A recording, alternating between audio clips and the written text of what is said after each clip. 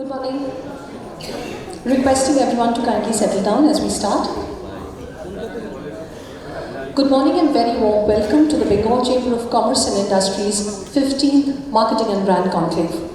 This year's theme, Navigating Through Transformation, How Brands and Marketers Can Differentiate in the AI-driven consumer landscape, captures the reality we all live in today. A world where AI is not just a tool, but a force reshaping consumer behavior, brand identity, and business strategy.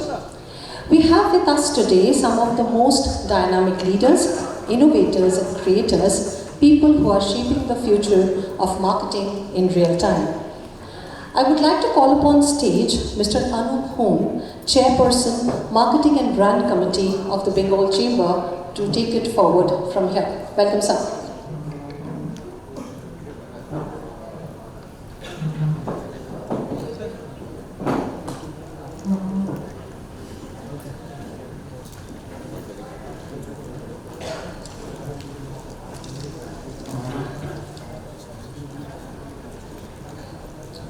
Good morning and a very warm welcome to everybody.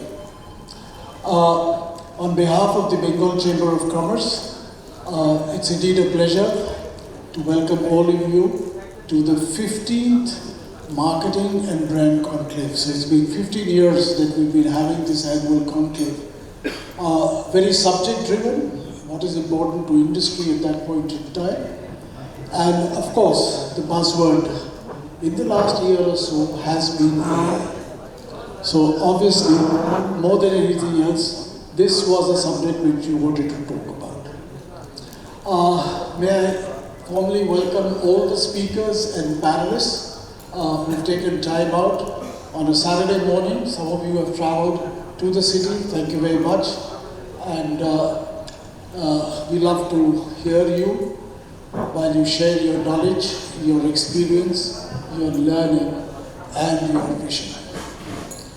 At the Chamber, when we invite panelists and speakers, there is an underlying thought which I must share with you, that we look at it as giving back. It's kind of stewardship, it's kind of community engagement, where you give back to the community, that is the corporates, give back to society and the nation at large. So thank you very much. We look forward to your contribution today. If you look at the topic, navigating through transformation. So, usually the protocol is that the president of the chamber is the one who initiates proceedings. So I decided that we needed to break protocol. More because I and my sparse knowledge of AI am very theoretical in really talking about AI. More important that when you talk about navigating through transformation, you've got to have somebody who actually is walking industry organizations through this whole process, experiencing all the bumps that come along the way, right? Course correcting, incorporating, and building AI into the cultural fit of organizations. So I decided that it's only appropriate that our president is the one who sets the tone for the day, and he belongs to a very large corporate which he's been guiding with eminence, and so I broke protocol, and he's the one whom I shall be inviting to take over and proceed. Meanwhile, I would be failing in my duty if I didn't thank all our sponsors for making this event possible. Let me begin individually. The title partner, the Eastern Institute of Integrated Learning and Management, Kolkata. Thank you very much. We are powered by partner is Tata Steel, Centriply, and Indusnet Technologies Limited. Our chief patron for most of our events is the JIS Group. It's in association with Berger Paints India Limited and Hint. The co-partner is Quaker Houghton and Digital Sherpa. The automobile partner is Mahindra Electric Origin SUVs, exclusive media partner is the Telegraph, the gift partner is La Opera, outdoor partner is Selwell, and the event partner is D-Log. To each one of you, thank you so much. And it is your support that we do these events. And this is what really makes industry sit back, think, reflect, learn, and move forward. May I now invite our president, Mr. Abhijit Roy, to take over from here. Abhijit is the managing director and CEO of Berger Paints.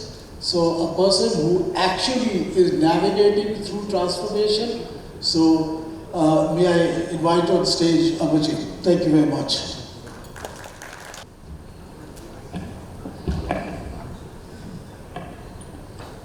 Thank you, Anup. These days as a CEO, whenever you go up to the stage, when I speak in any forum, if you don't say this word AI at least 3 times in the speech, people wonder whether I am still doing my job or not, right? It is like salt, in food. You can't see it, you don't know what it is, but if it is missing, you feel that there are everyone who is complaining about it, right? So AI today has been a transformative force, I would say, in the business space. I would like to speak, because I have I think 8-10 minutes to speak about how we are using AI in our organization. Some of it might be useful for the younger crowd here, and what it is doing for us. There are 3 types of organizations today, and when they speak of AI, these are the 3 varieties. One is disdainful. They think that this AI is not for us. It's another newfangled term. There was this blockchain, there was this e-commerce, nothing affected us. And AI will also go by and it will not affect us. Our business will continue. This is just another fad which has come into existence and will fade away very soon, right? Fad to fade. The second type are those who are not disdainful, but they are fakery. So they use the legacy systems, they use Excel, and whenever you ask them, they say we have used AI, right? The old Excel becomes the AI, the old data analysis becomes AI. So I have used AI because that's the term which you must use to impress people these days. So that's fakery, right? And then there is the third, who are curious, who want to learn, who want to understand what AI is and try and use in business.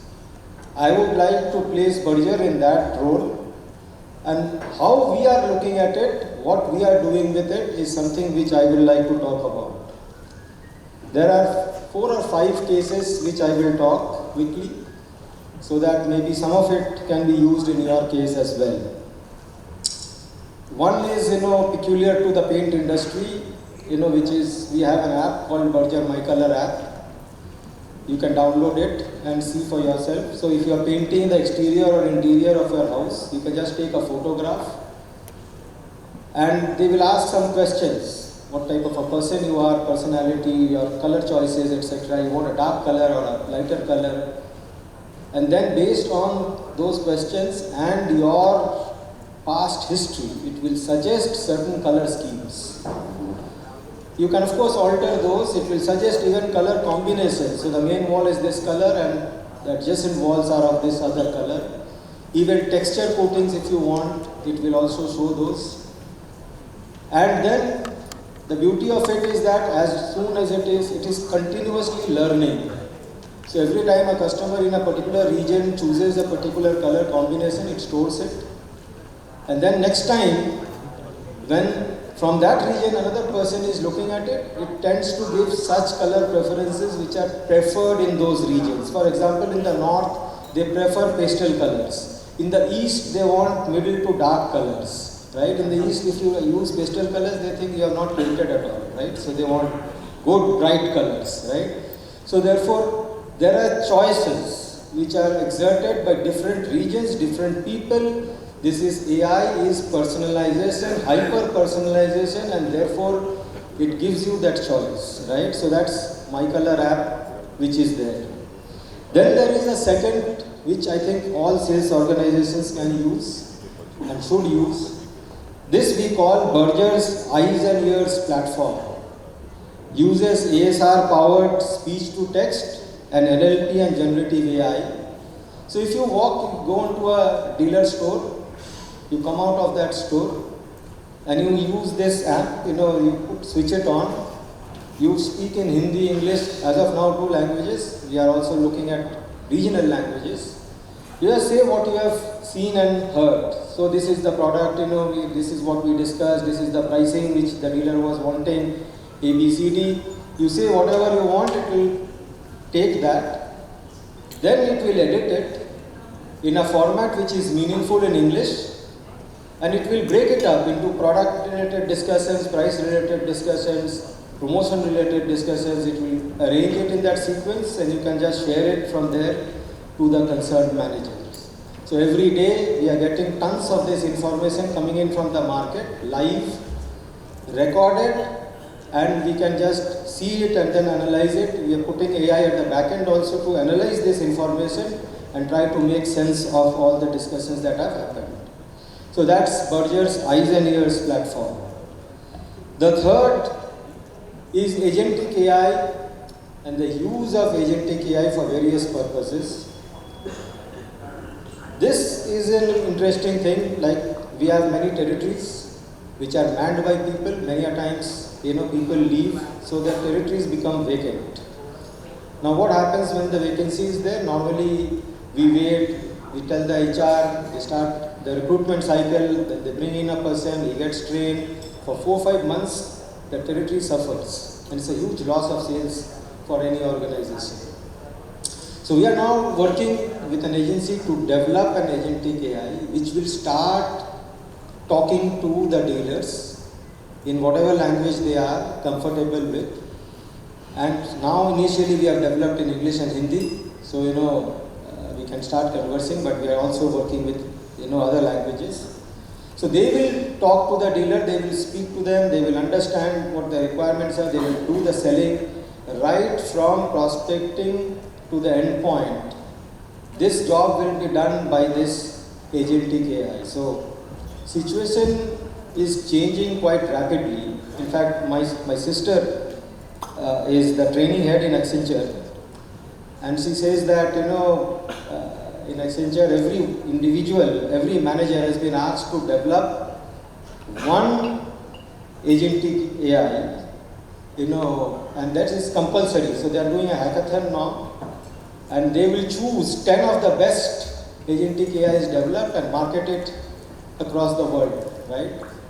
Now these are all automation processes, simplification, doing work which otherwise was routinely being done by individuals. In fact, he was mentioning that in Microsoft, from prospecting till the end point, the entire job of deals, excess of 100 crores is being now done by AI agents, right? So you can well understand the powerful effect of AI. We are still not, I think it's still very rudimentary, we are, into the act. But this is really transformative. I also was a disbeliever at one point of time and thought it, as others do, that it is another fad, right? But I see increasing usage of AI happening, and that is very, very essential and effective for an organization. We also have, we are using another software which is, there is MD represented here, Salesforce. And there we have gone with the painters, which is one of the critical influencers for us. How do we catch the painters, and how do we basically align our organization to the painter better, our sales team, what they should be doing? Earlier days, what they used to do, they used to just call up the painter and say, aapne maal nahi uthaya, why are you not lifting more material, without any feeling, so anyone who has also lifted, he will just call up, आपका इतना point हुआ है और थोड़ा कर लीजिए. So it was random calls which was happening, and lot of hard work, but the results were suboptimal. Now in this case, this software actually does a lot of interesting things. It's a platform, of course, but we have used it the way we want to use it. So therefore, we identify exactly which are those painters who have lifted, say, top coat but hasn't used the undercoat. Which are the painters which 3 months back was lifting certain material but is not now lifting that material anymore. This is actually given to the sales officer or the DG, the demand generator, fed into his. So in the morning he gets to see, call these painters, talk only about these things, right? So you don't waste your time talking arbitrary stuff, but pinpointed attack on the painter to increase your sales volume. So that's another way of looking at the use of AI. Then in training, it is very, very effective. For example, we have to open dealers in the market, or we have to install color bank machines, the tinting machines in the market. Now we have to teach our people, the newcomers who keep coming. So attrition rate always in India seems to be around that 20% mark. So you have these frontline people rotating out. So how do you teach them, right? The newcomers who come in. And so there is this mechanism where you do use this software, where you teach them initially that these are the things which you need to speak when you meet a dealer of competition, right? Or you go to a alternative channel building material dealer, and if you have to pitch your product, what do you tell that person? So we teach that. But teaching is not enough. Whether he is learned and actually will be able to use it in the market is something which needs to be looked at. So in that case, there is this software which allows this person who has learned to keep speaking. So it will ask questions just like a dealer does, and he has to keep answering against those questions. And again, after he has answered all the questions, the entire pitch has been made. He will be told what are the things he has missed out, what are the things he did mention correctly, and how he can improve, so that he can keep doing this and improving himself till he is found fit and given a tick mark, and so that he can go into the market fully trained. So that's usage of AI for training. The last one I would like to say is supply chain related, which is O9, which we use as a software.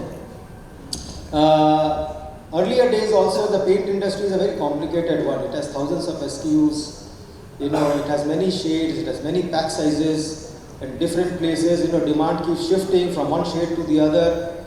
It's a Herculean task to ensure that someone sitting in Muzaffarpur in some corner who has now decided to take light brown shade as his enamel, and in half-liter pack, he receives that from the dealer near his point. That's a Herculean challenge, right? And it's a very, very complicated exercise which happens. It used to happen in the paint industry. We had a very good, supply chain system. But with the advent of AI, it has become real time now. So it used to be a cyclical 1 month planning cycle or a maximum 15-day cycle, and we used to react to it. Now it is almost real time. So every time a purchase is happening, the software self-corrects, and that's the beauty of AI, that it learns very fast and adapts to the situation very fast. So that's what it does, and hence we are able to give 95% plus supply even in this complicated industry like paint, right? So that's something which is worth exploring. So in short, there is a lot of good usage of AI. It is not what we call a fad, right? So I would like to conclude that AI is not the future anymore. It is the present. The organization that succeeds will not be those with the most advanced algorithms, but those that integrate intelligence into every aspect of their decision making. And just like the perfect coat of paint, when applied thoughtfully, AI has the power to transform not just surfaces, but the very foundation of how we do business. Thank you, and have a very interesting discussion today.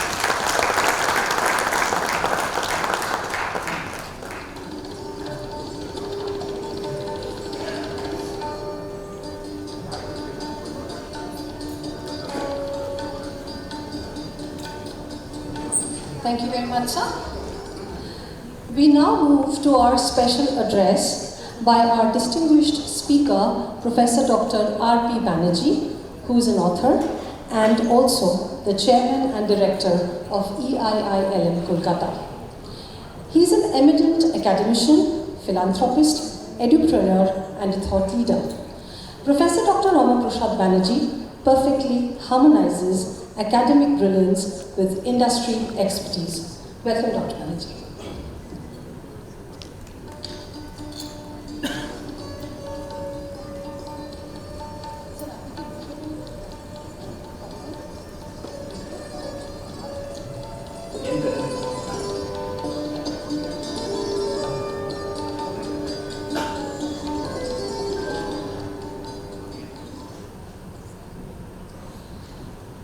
Namaskar, namaste. Good morning.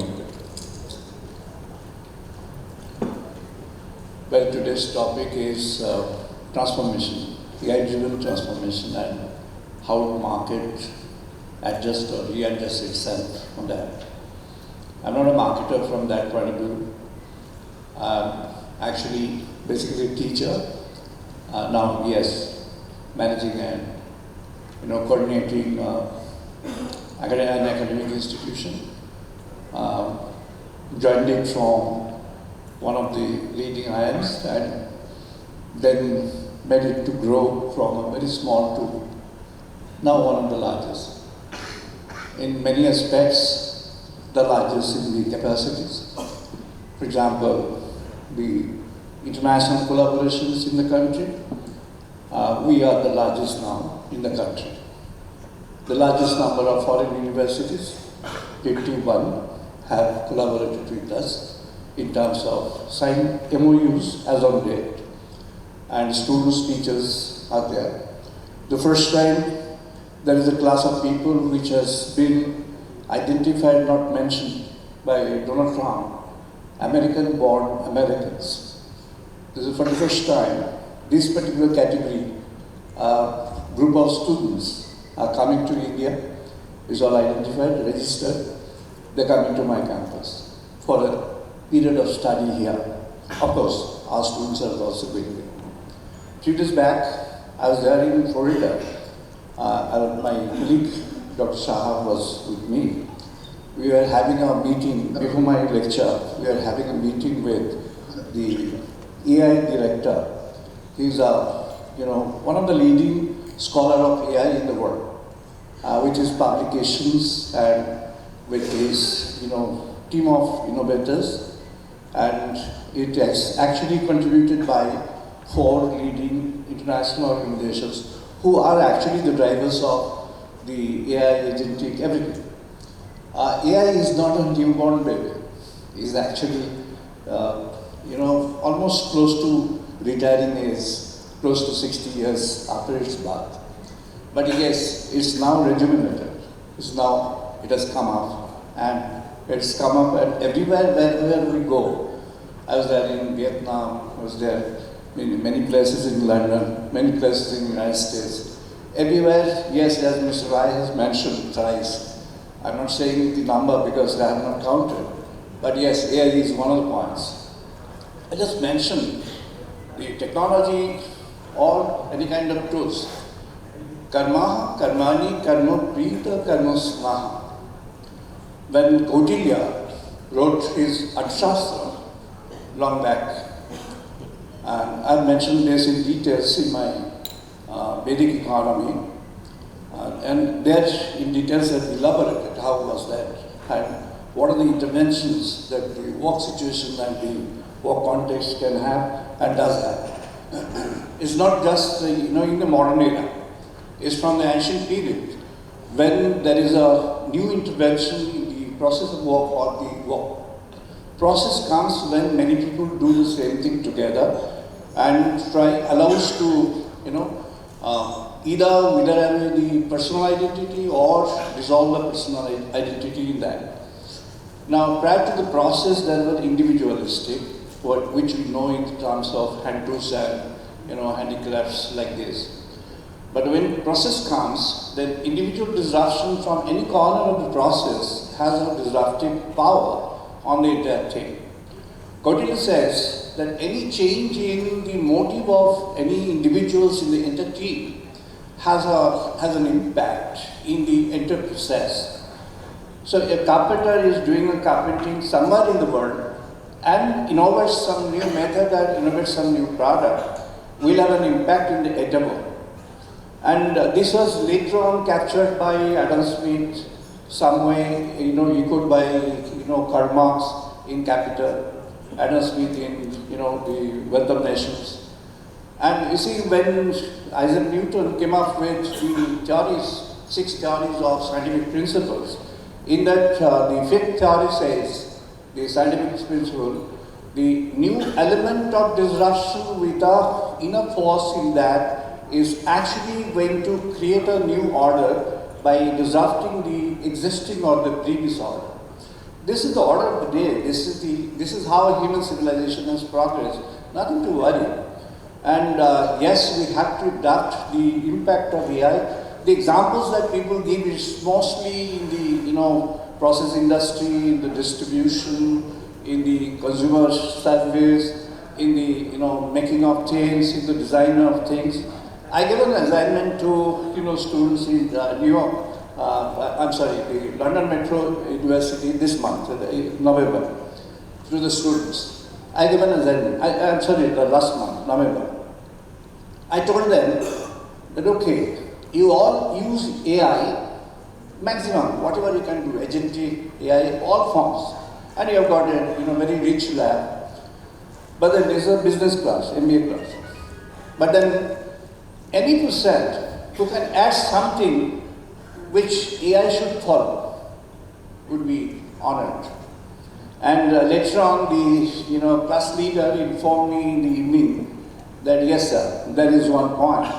I said, okay, I'm not going back because I have a schedule different. So then you just make it into your entire package, meaning the presentation, and send it to me. I need to see what is that. And I found, yes, we can understand. Now that we have to deal with large number of students, we know how to tackle the exams, how to tackle the project presentations, how to tackle the submissions, PhD submission, even the PhD dissertation. We know how to whatever. Where are those things which are drawn from AI and which is not. Now we have understood, we have developed that eye to catch. And so there I found that one particular element was there in a presentation of one student from Peru. And I called the person and I had a talk with the person, and that young man had said that I'm always favorite to AI, but I wish to make AI my follower. I don't want to become a follower of AI. Now this is very, very promising kind of thing. I guess the world is heading towards that. AI is driving many of us, but we need to drive the AI forward. Make it as your assistant in many services. It could be a aided driver or commanded driver. Command obviously has to come from your end. The questions have to come from your end. The ideas have to come from your end. And when it comes from your end, then it should be coordinated in such a way that it creates a new dimension. For example, when we talk about the new marketing policies, like here it's mentioned the transformation and the ideas for the new brands, new marketers. Now you see, the mindset of people, the collective consciousness of the market has to be considered here. Which syndrome do we practice? Like your Harvard Business Review this year, March, April, you follow that. I guess most of the corporate leaders are now, connected with HBR.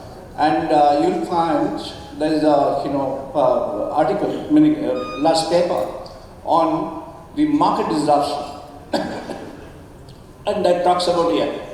And in that it's mentioned that where there is a market disruption, you have to see the mindset of the market. Meaning, when Milton Friedman had come up with the concept of the mind of the market, now it is the mindset of the market, which is the collective plateau of the market, that needs to be identified. For example, as Mr. Rai was telling, the South East has a different idea about the colors, the other regions have got, yes, certainly so. has to be, because people are living in a people-centric environment. It's not a technology environment where people are living in. So the collective consciousness of that market has to be identified through the collective mechanism. We have a very strong, powerful scholar I find him, Professor Shurjit Ghosh, he's from IIT Kharagpur, and he has got a very unique research on the branding. And in the branding, when you find the elements of the branding where you have got a element of sensitization, that helps. It's not that you bring the product and reject the product with a view to use the product for a while. Thank you so much. Use the product for a while. This is this is a motive which is not an honored motive, it's an unfair motive. But when you have got a genuine intent to use that, and you use it in the right sense of the term, you are not only helping yourself, the company, you are actually helping the market. So the consumers, there are two ways. One is the consumers are driving you down to certain lengths. The other way is you are creating a collective force wherein you can give a direction to the consumers. So this is possible. What I'm saying is this is possible, and with a singular initiative this is possible. A small company, a big company, well, whatever be the size doesn't matter that much. Yes, it matters, but not that much. But again, at the same time, the content of your focus, the drive of your focus, the orientation of your focus matters a lot. We are usually normally driven by the available tools and technologies, but the tools and technologies are not there to drive us down, but to get it used by us. I just mentioned many seniors are here. I'm almost through, like 1 or 2 minutes. Kolkata, when the computers first came, probably you remember, the meeting in front of HSBC, wherein it was mentioned by a leading personality.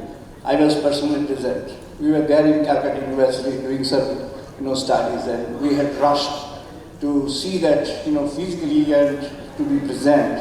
And I was present. And I heard that legendary leader telling that computer এসে গেছে, এই computer সমস্ত মানুষের চাকরি খেয়ে দেবে। American সাম্রাজ্যবাদ আমাদের কাছে কম্পিউটার পাঠিয়েছে আমাদের সব নষ্ট করে দেওয়ার জন্য, এবং এই সব নষ্ট হয়ে যাবে। কম্পিউটার রুখতে হবে, খিদিরপুর ডকে ওকে নামতে দেওয়া যাবে।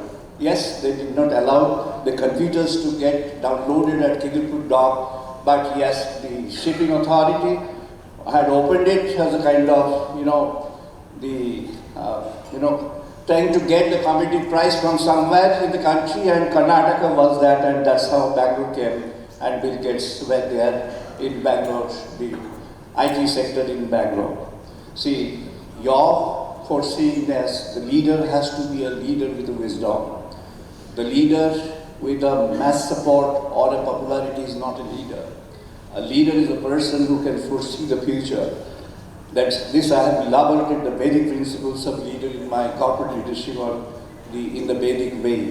That I have elaborated very much. This is now being adopted by one of the universities in UK, and I'm sure since Indian universities follow the footprints of the West, they will have the time to adopt it. They will have to. That's the time is coming. But the leader without wisdom is a no leader. Maybe success may come for a while, a few years, a decade, but disruption may come afterwards. Thank you so much.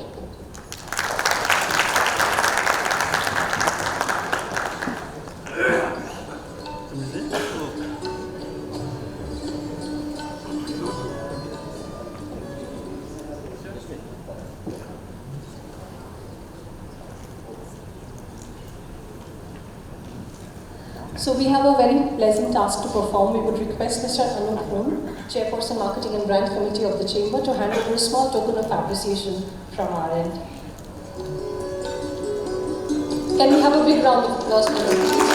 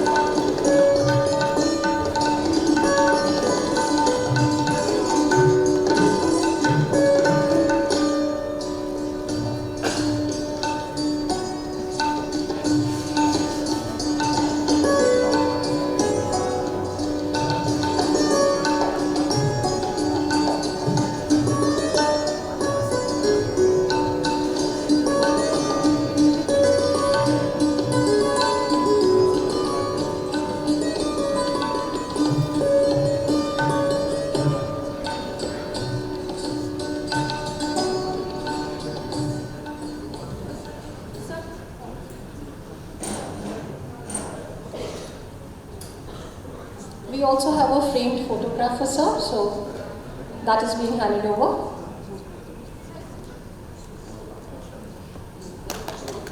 Thank you very much, sir.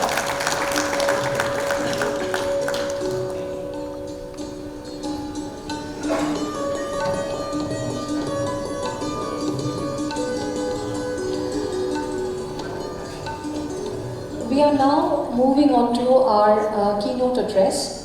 So our keynote speaker today is Mr. Arun Kumar Parmeshwaran, Executive Vice President and Managing Director, Sales and Distribution Sales for South Asia, who will be speaking on harnessing AI for a transformational business advantage. Mr. Parmeshwaran is responsible for driving the company's growth and expanding its presence in India and ASEAN. He is at the forefront of helping customers and partners navigate the AI-driven digital transformation journeys, ensuring their success, delivering measurable outcomes, and building future-ready enterprises. Thank you. Welcome, sir.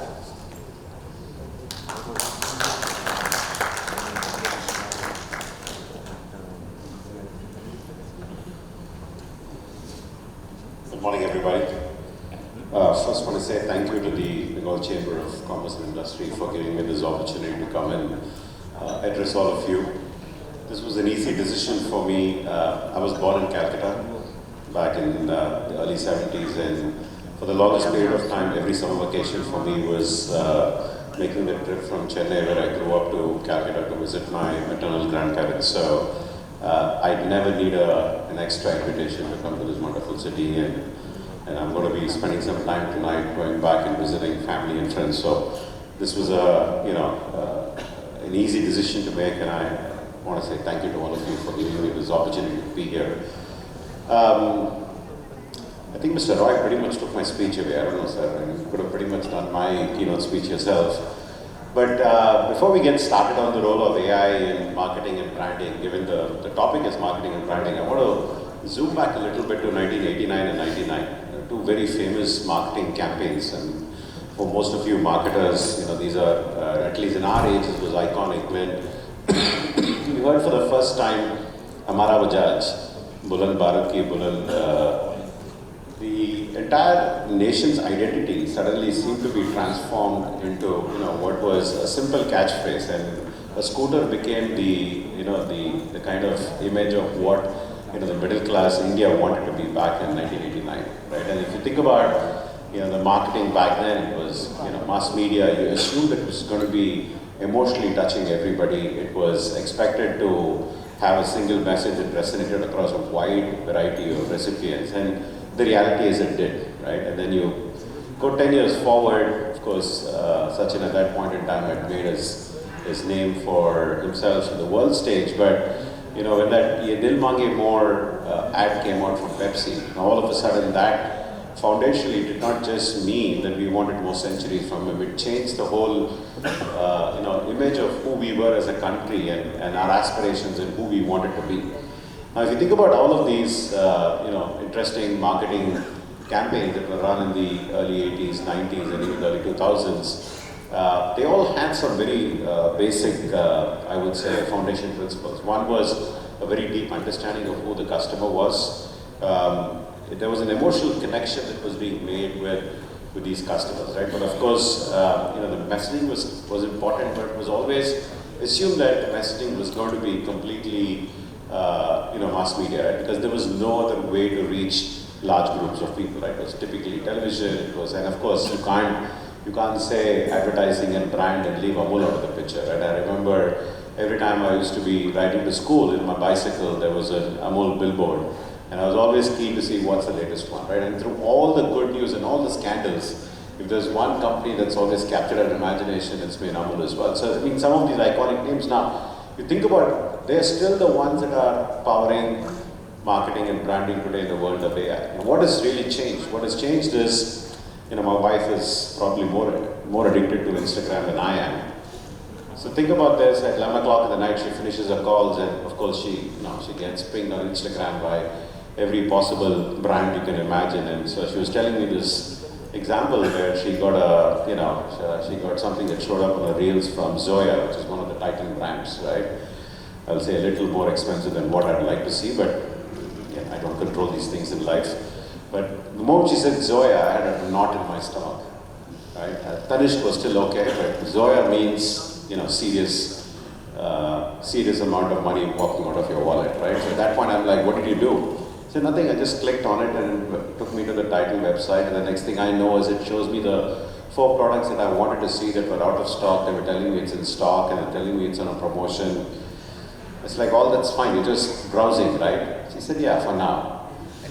But the point is that, you know, we moved so far ahead in the last 30 years, right? That, and I know this for a fact because we power Titan's, you know, entire infrastructure. In a matter of, you know, the challenge that was given to us in a matter of milliseconds when somebody visits the website, we have to be able to bring all of that consumer's behavior over the last many years, digest all of that, hyper-personalize it, and be able to offer to that consumer in real time. Let's say real time, we're talking less than 300 milliseconds. So you can imagine going through, you know, an incredible amount of data, incredible amount of context, not just data, but the context of the data, which is, and this is the place where most organizations get it wrong.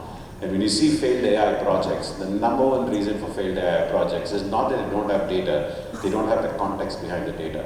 The meaning becomes more important. The data is useless, right? At the end of the day, it's just bits and bytes. But the meaning becomes extremely important. So the context is the toughest piece to capture. And so when you think about doing things in real time and trying to capture context, that's the world that we live in. That's what AI is driving. And so I'll dive into a little bit of detail. Now, unfortunately, Mr. Roy has the luxury of saying AI only 3 times. I've reached a point where I'm sick and tired of using that word because it practically consumes my day every day. But I know that that's the world that we live in, that's where we're taking our customers to. So I'll try and give you a view of how we see this from a Salesforce perspective. What are our customers seeing and what should you be thinking of? Now, there's some numbers. Now, take all of this with a pinch of salt. I guarantee you these numbers are way off. Okay, like every other prediction I've seen in IT in the last 30 years, I always love to go back and have a conversation with my friends at Gartner. And I said, remember you made this prediction in 2001? And you look at the predictions and, of course, in a good humored way, they're so way off, there's no way to estimate. And any numbers you see on AI is going to be grossly either overestimated or, in my humble view, grossly underestimated, right? So right now, the numbers are like this. In 2025, they're saying the AI marketing landscape is roughly about close to 50 billion. Right now they're doing this. I guarantee you there's no way for them to figure out how to even estimate a market like this, right?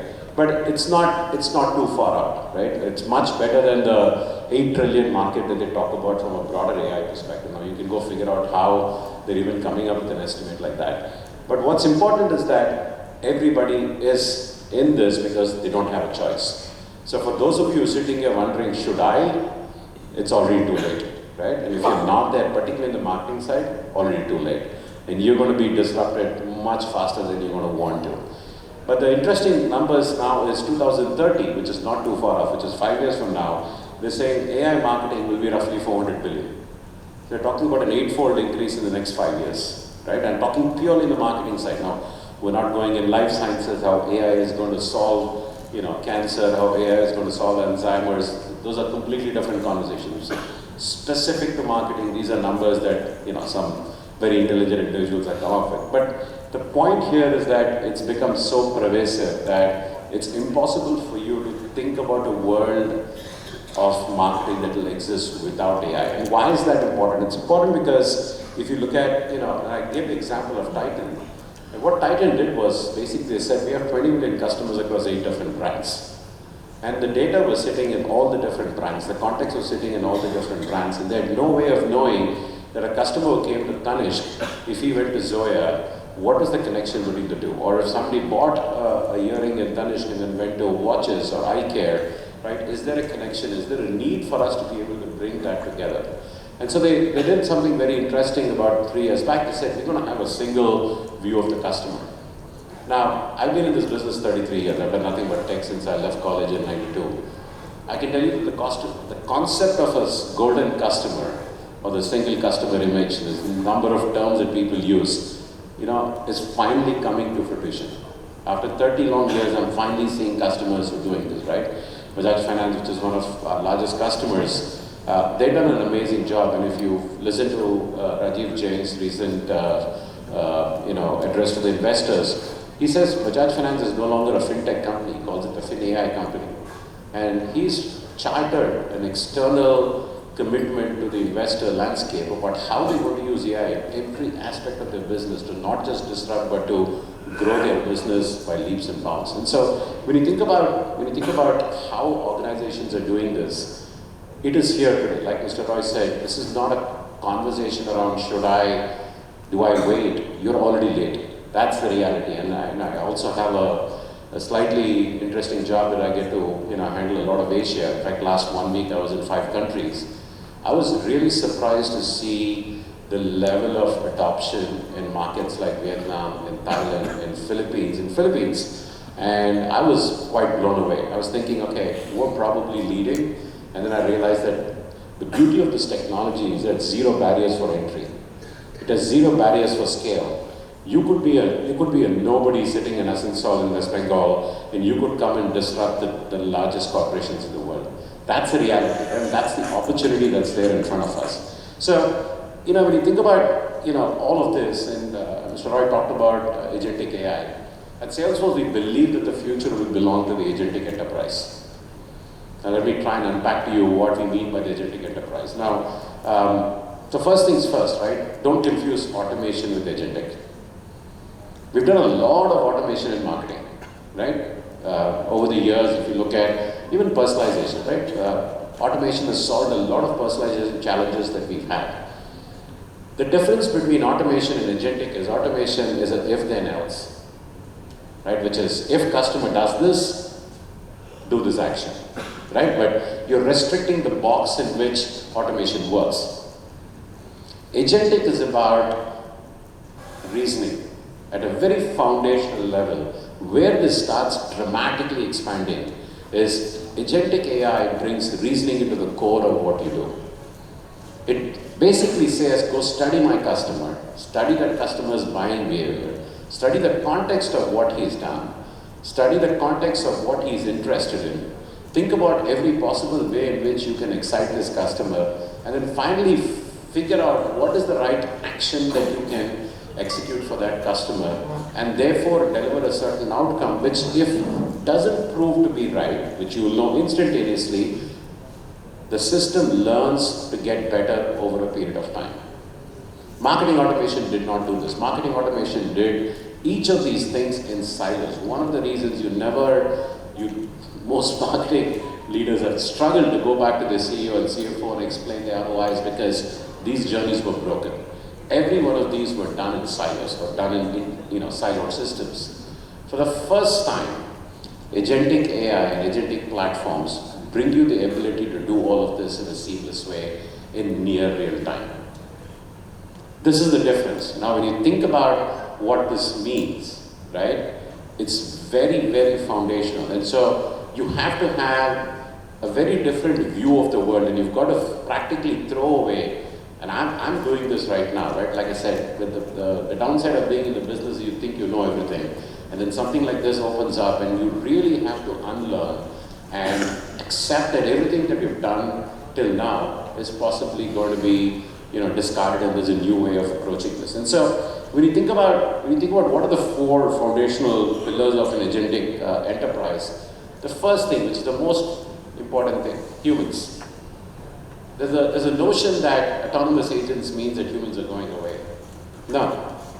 Humans are going to continue to be at the core of the agentic enterprise. This is our belief, right? We believe humans and agents coming together to deliver the right outcomes and success for our customers. So humans are not going away. There's a notion that, like at every technology transformation I've seen in the last 30 years, the first question people ask is, are we going to lose jobs? There's a rush to the exit, there's a panic, right? Yes, there will be a period of disruption. My daughter is in 2nd year in college, and I'm telling her right now, when you come out, chances are you won't get a job. Just a fact of life. Because if you looked at the latest MIT report that said 14% of all entry-level jobs in the US will be replaced by AI. I think about a workforce of about 50, 60 million, you're talking now 6 million jobs being displaced, right? And she's going to come out of college just at the time when all of these technologies will be at full scale in deployment. So the question then comes down to, is this going to create the kind of mass arrest now? Always see a curve, but we've always migrated to the higher order bit. As a human race, is through all of these technology transformations that come our way, we found a way to abstract ourselves and go to the higher order, higher value creation roles, and we find a way to create those roles. I don't believe this is going to be any different, but the role of the human is going to change, right? The role of the human is going to be on creativity, where we think we're going to add value. Anything that's a standard task, a mundane task, or anything, the other big piece that humans did over the last, I would say 10, 15 years as automation took center stage is that we couldn't process, insane amounts of data. We needed humans to come and make sense of data. AI is going to take that away. You can throw any amount of data at these new models and they'll be able to chunk it and they'll be able to give you an answer in real time in under 300 milliseconds. So that role that we played as human beings, which is interpreting data and insights, is going to go away, right? And so what do we do then? And I think our role, particularly in the world of marketing and brand, creativity is never going to go away, right? Creating an ad is probably something that will go away, but the thought behind that creation is still going to be, foundational in a sense. When you think about the agentic enterprise, the core of the agentic enterprise comes down to that one thing that I said, which is data. And the data without the context is meaningless. This is, if I look at my last 18 months, the single largest mistake organizations have made is in this space. When I go have a conversation, the first thing they tell me is, oh, we have all the data. The next question I ask is the data and context sitting in the same place? And invariably the answer is no, because the data is sitting in 6 different systems, the context sits in 6 different systems. The ability for you to bring those two together is what makes AI successful. And so when we talk about data from a Salesforce standpoint, and again, this is not a marketing pitch, I'm just giving you my point of view and what I've seen in real life situations with our customers. The context of data in itself means nothing. The data with the context is what makes it meaningful, and that's what drives meaningful actions and outcomes for you and your customers. And so having the ability to bring those two pieces together is going to be extremely important. The third piece obviously is going to be around how you then marry all of this together to build these autonomous agents. And you're going to see a world where sad part is, and as much as I want to believe it's not going to come, it's coming much faster, where we will start almost all of our interactions through agents. So last night, I believe Scoot went live where all flight changes now will be handled by an autonomous agent. Scoot is the budget airline of Singapore Airlines, right? I have customers in every industry that are building autonomous agents all the time.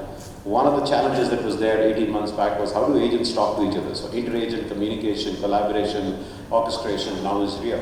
And so you're going to live in a world where you're going to have agents talking to each other, right? You want to book a flight to go to Europe, you're no longer going to be going and doing searches. You're just going to tell your agent, get me a flight, get me the best possible route. I want the least number of stops, and my preferred airlines 1, 2, 3, give me the best option. You talk, you walk away. It's a conversational interface. The agent will go negotiate with 5 other agents of airlines, of travel companies, travel portals, come back and tell you this is the best option. Click a button, it's done. That's the world that we're walking into. But that all sits on a foundation of a platform, an agentic platform that customers will have to start placing bets on. This is where it gets very interesting, right? Everybody wants to be in this. We are now in the arms race of the wild, wild west. Nobody wants to miss out on this. So if you look at the madness that's going on, I don't know how many of you saw this. Disney's invested $1 billion in OpenAI. This happened, I think, on Friday, right? And then the other side, OpenAI gets a $1 billion contract from Disney. So this round-tripping is absolute madness going on, right? So NVIDIA put a $10 billion investment into Anthropic to buy $10 billion of chips from NVIDIA. And so at some point, all of this is going to unravel. But if you think about just the mass amount of investment going in building infrastructure and platforms, one of the questions that you have to ask yourself is, what is the best platform that I can invest in? What is it that makes sense for me, right? Everybody and I call it the dog down the street will tell you they have an agentic platform. So you got to think about what is the investment that you want to make and what is that platform going to give you, because it's a few things, right? Number one, particularly when you think about your customers' data, your brand and reputation is at stake.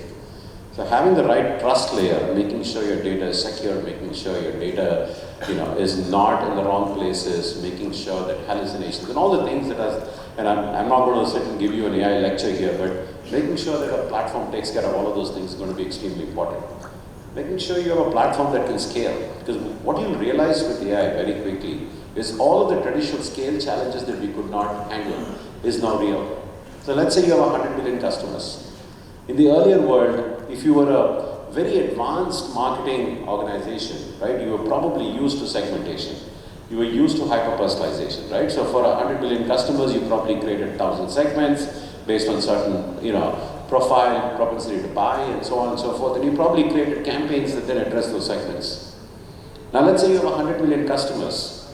AI allows you to create 100 million segments, which is the ultimate marketer's dream, which is a segment of one, which means I hyper-personalize everything to every customer. And it's not just 100 million. In our world, it could be 1 billion customers. If you're the State Bank of India, you have 800 million accounts. Now start thinking in the old world, from a scale standpoint, it was impossible to imagine that you could run a marketing campaign where each customer was a segment in himself or herself. Which is, if you talk to any marketing, professional, they'll tell you that that's the nirvana state they want to be in. AI will solve that scale problem very quickly. You could create it, cost you a hell of a lot of money, so unless you have deep pockets, you don't want to go there. But the technical problem is solved. Now it comes down to, as a business, how are you going to think about this from an AI perspective? So these are very unique situations we are facing. What does this mean to you? And why does it all come? And I've got to wrap up, so I'll try and see if I can close this for you. What does this mean to you? What it means to you is that your competition is no longer who you're competing with yesterday. Your competition is lurking in some small town in India or some small town in China that can use AI very, very clinically to come and dismantle you in a matter of months and years. That what you built over the last 20, 30 years, we assume distribution is impossible to break. If you look at what's happening in China, foundational distribution models are being completely disrupted and challenged.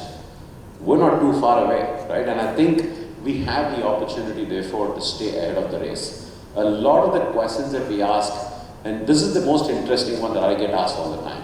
What is the ROI in AI? Now, we live in a world, particularly our world, where the cost of a human is still cheaper than the cost of an agent from a technology standpoint. So if you're the CEO or CFO, what is the natural answer you're going to give? There is no ROI, I will not invest. Worst mistake you can make. I can tell you this with eyes closed, not because I want you to buy my platform. I can tell you the worst mistake you can make is if you're going to make a decision on AI based on ROI. Because our world has a very different dynamic than the Western. In the Western world, I'll give you this example. I was with one of my old colleagues from an organization where I'd worked in the US, and she was telling me my cost of a support call is $7. I was laughing at her. I said, we do it for 7 rupees in India, right? Now, at $7 cost of support, AI at $2 a call looks very, very lucrative to the CFO. AI at $2 a call for us, when we are solving the support call at 7 rupees, doesn't look very lucrative. But if you're not going to invest in technology, because that price is crashing.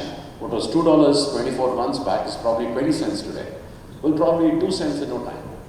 And so the organizations that make the leap ahead, that want to transform, that want to be the ones that lead this, are the ones that are going to benefit. And they're the ones who are going to stay ahead of the new age competitors who are going to arrive out of nowhere. Because like I said, the greatest thing about AI is that the barrier to entry is practically zero. The business model changes that you can have is practically zero. When we had one of our customers, at our headquarters, and Mark was asking the question, why aren't you in international business? He said, we can't afford it. He said, of course you can. Because it's called digital labor. You don't need to put a single boot on the ground.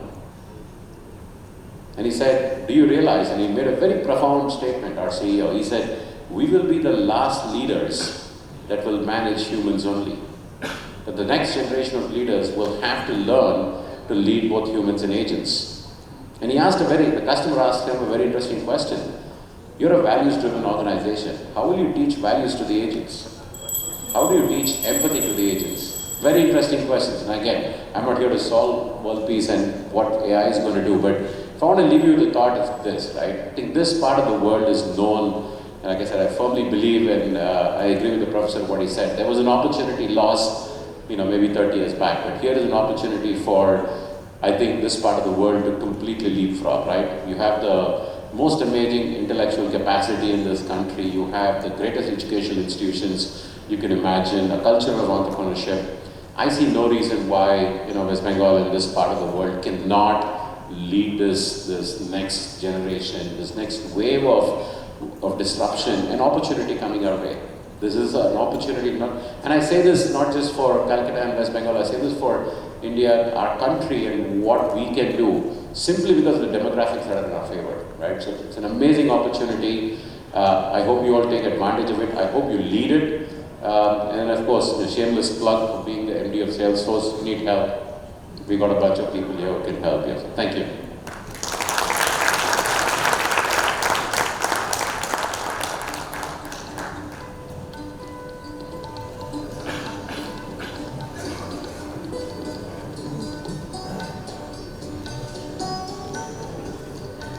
Thank you, sir, for that remarkable and insightful keynote speech. May I now request Mr. Abhijit Roy, President, the Bengal Chamber of Commerce, to kindly hand over our token of appreciation to sir. Our gift partners, Laopala.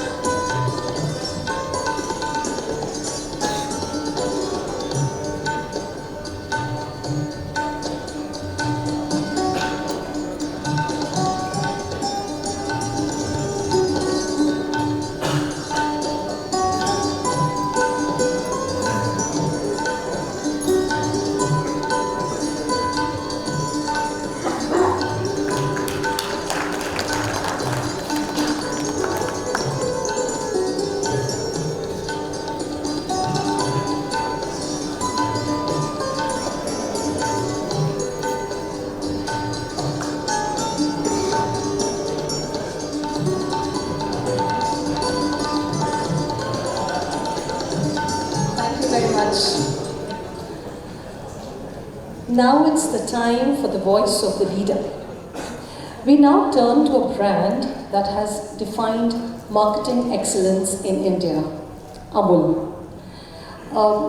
We will have Dr. Jay Mehta, MD Amul, to join us virtually in this session, which is titled Navigating Through Transformation. Dr. Mehta could not be here, but he'll join us virtually. With over 34 years of dedicated service at Amul, he brings a wealth of industry experience and strategic leadership to the global dairy sector. He currently serves on the board of the Global Dairy Platform, GDP, the world's largest non-profit organization dedicated to promoting the dairy industry worldwide. Welcome, Dr. Mehta. Are we audible to you? Yes, good morning, and yes. Thank you very much. Thank you very much for joining, sir. And I have been told that there will be a quiz from your end once we finish the session with you, sir. Is that right? Yeah. Sure. It'll be good fun for all of us. So. Right, sir. Thank you. Once you're done, then we'll start with the quiz. This is for the audience.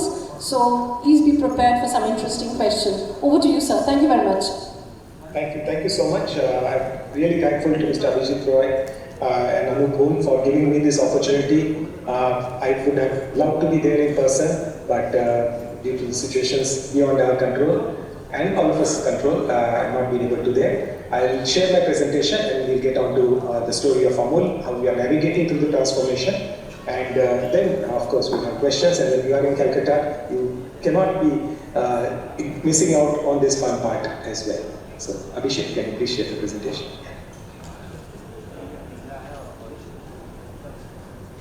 The journey and the story of Amul is known to all of us. So, what I'll be sharing with you is what is a part all of you also know, and maybe a little bit of future gazing also, using the latest tools and technologies that we have, and we've been hearing since morning.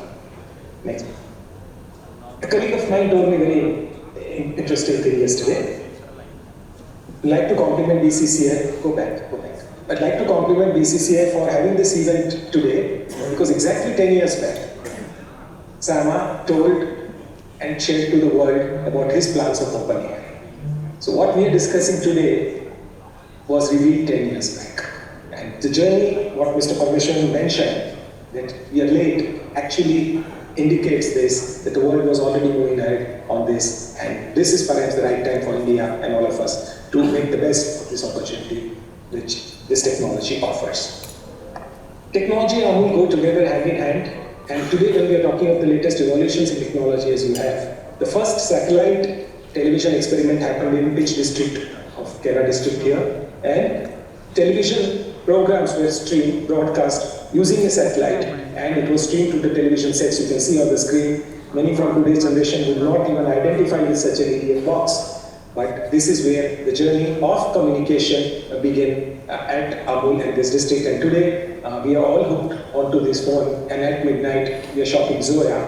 So it shows that the world has moved at a much, much rapid scale.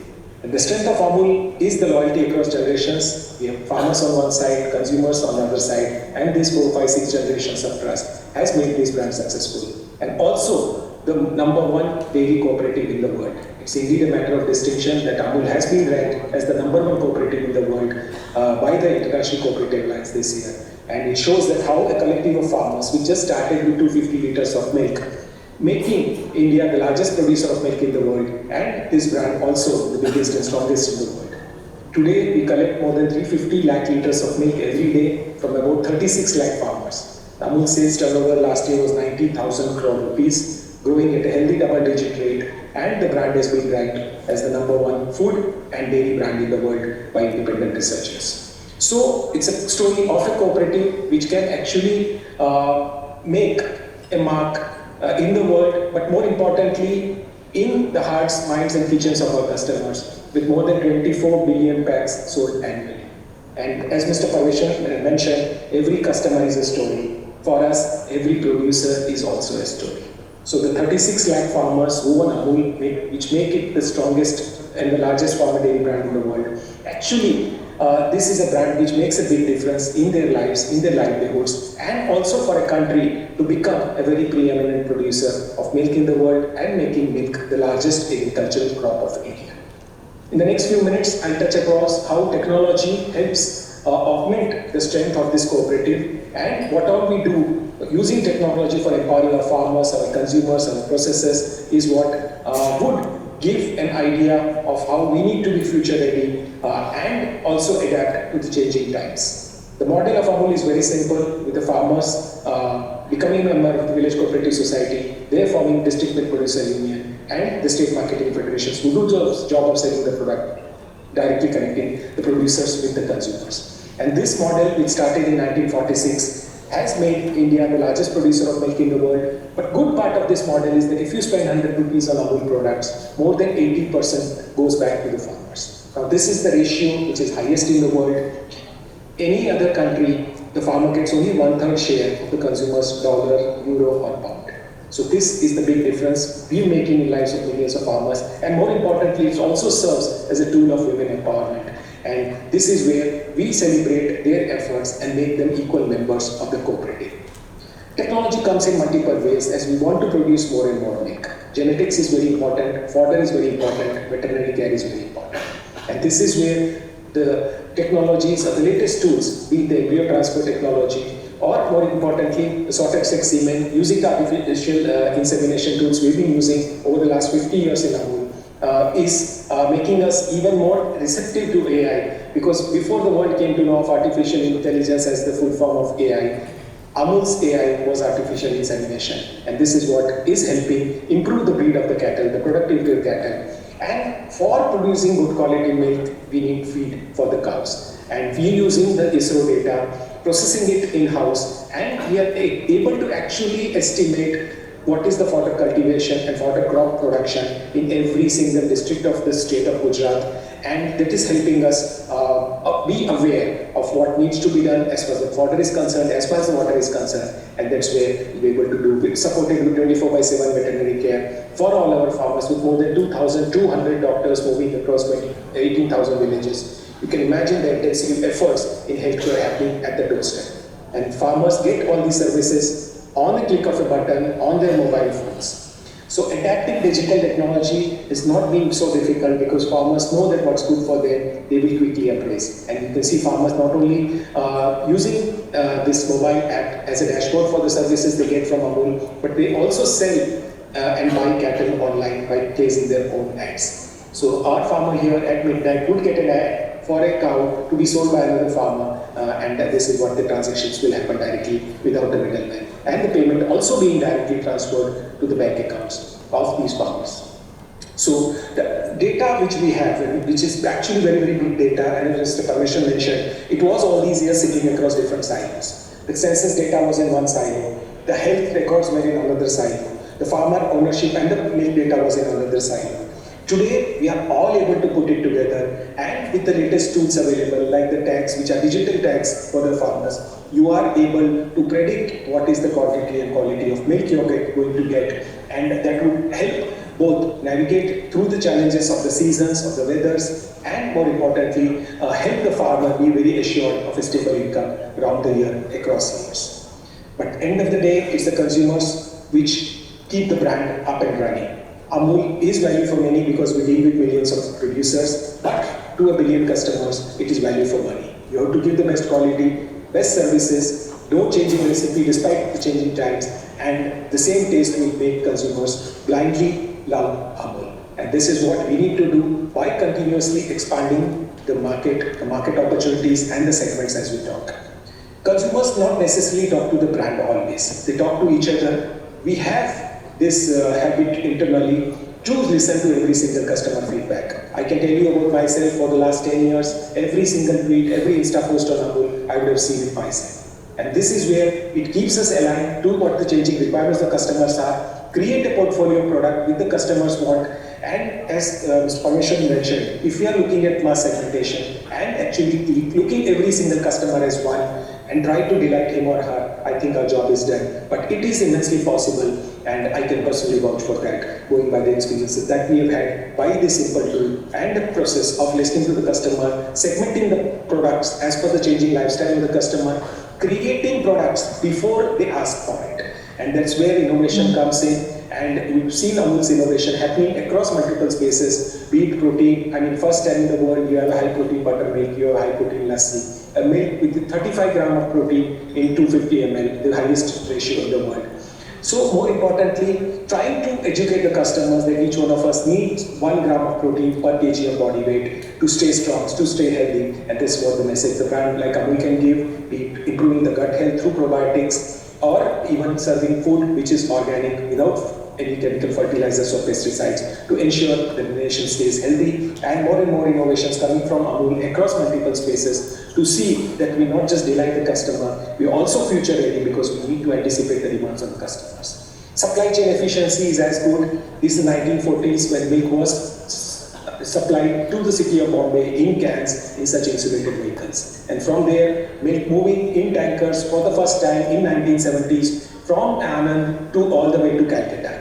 So this picture is very, very symbolic for our association with the East India, where fresh milk for the first time started moving in rail milk tankers at 4 degrees centigrade, and within 48 hours you could see that milk coming in the same quality in the cities of Calcutta. And today, the world has moved further. India has built a very dedicated freight corridor, and you can see the tankers moving on trains and moving across multiple destinations across the country. So this is where Amul also has expanded its distribution reach and network. Today, with more than 90 sales offices, 20,000 distributors, 28 lakh retail outlets, our attempt is to service and be available in every nook and corner of the country, covering more than 5,000 population villages in the country, and also expand the distribution reach, which is currently about 50 different countries of the world and growing rapidly. Technology is the pillar of what we do. And once we look at technology, it's not just in marketing, it's not just in manufacturing, it is across the entire supply chain. So the entire value chain from cow to customer is technology enabled, technology strong, and more importantly, every single transaction that we do is monitored, is measured, and calculated and calibrated so that we meet the two twin objectives of the organization: to reduce cost and to improve efficiency, which means it will give benefit to both the producer as well as the consumer, and that's why it will keep the entire system happy. This is one line which I think Mr. Parmeshwaran will appreciate, that Amul has been thinking and working like an IT company in food business. So when we designed our strategic thrust areas, and as he rightly mentioned, all organizations have to be value-driven and mission-driven organization. So one of the core strategic thrust areas we took way back in 1995 was to think and work like an IT company in food business. Which means India in those days was not as known to be IT savvy. India's claim to fame in the world came in the year Y2K. But prior to that, we were among the first 5 companies in India to have a .com presence, to have a digitalization of all our operations, including a digital billboard for our topicals. And today, everything that we do is fully integrated, right from pharma to the market, multiple tools available, using the latest best possible technologies, digitizing every single step in the business, from cow to consumer, which would keep the brand on its toes, but more importantly also connect what's the demand from the market to what is available in the market and the producer side, and that's how we'll be seamlessly weaving multiple things.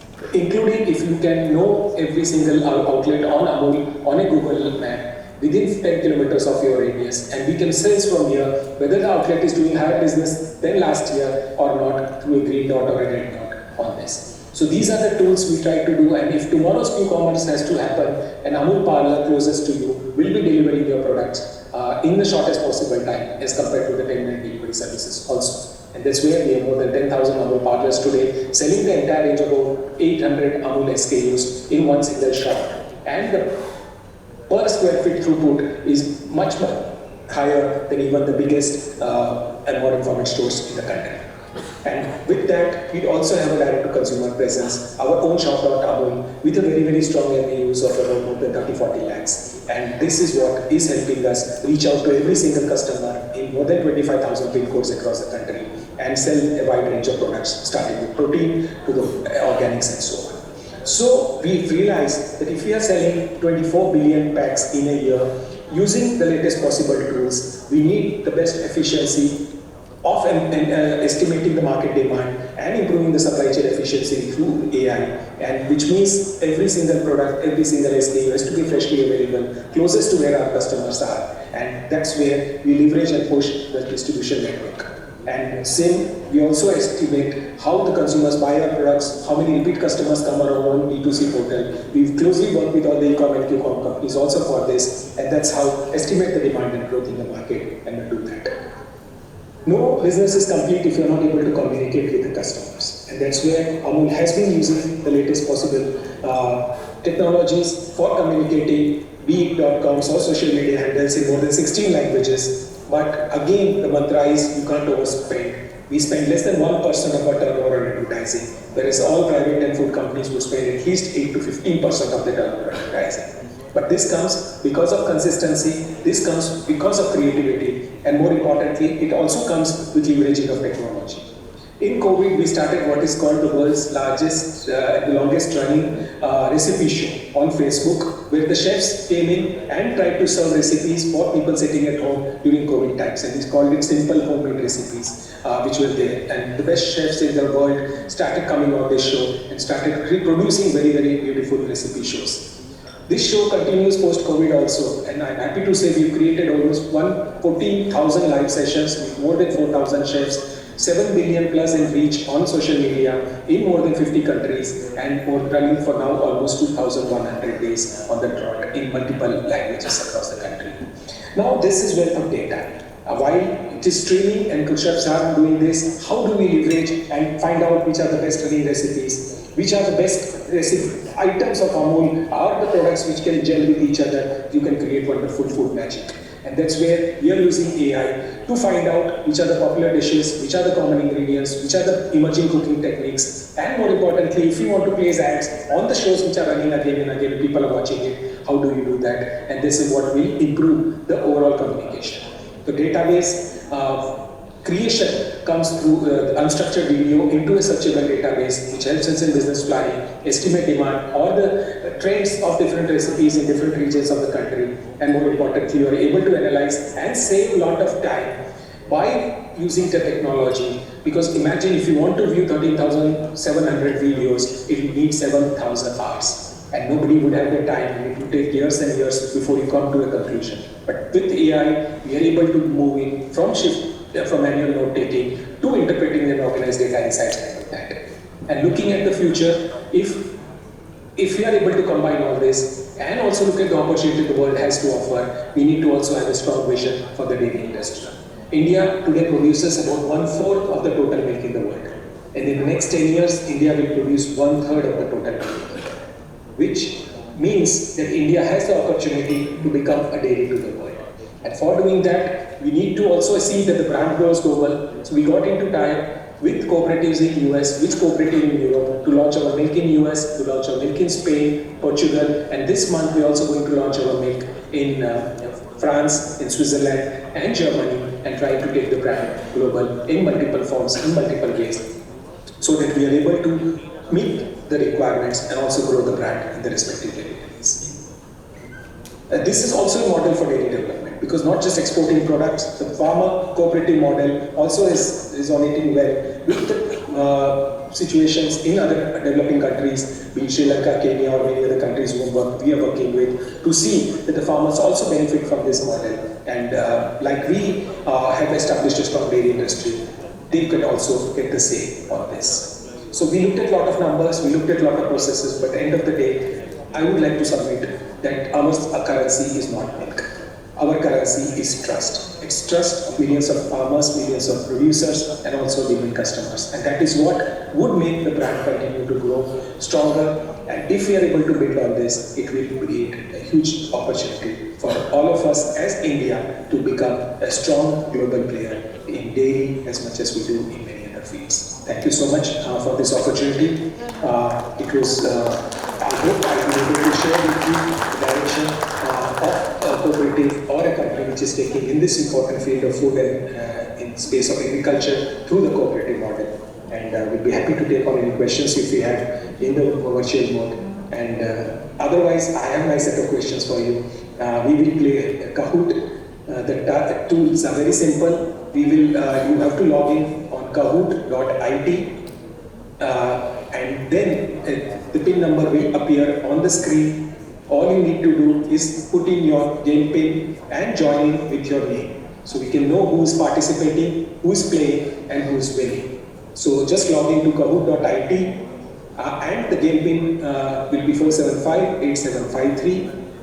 Enter that, put in your name, and in another couple of minutes, once people join us, we will start playing. So we have Vidit Rakka already joining us.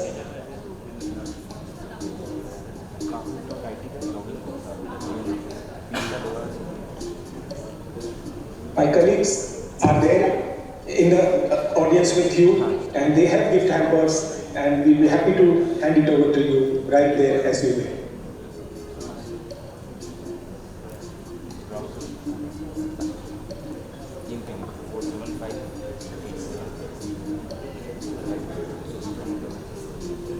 They are a fantastic audience, already 30 have joined, fantastic.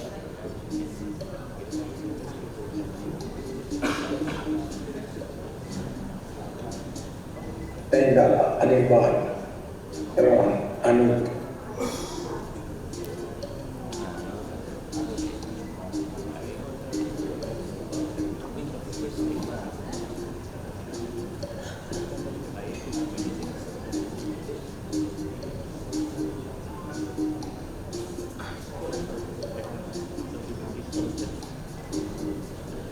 Century mark.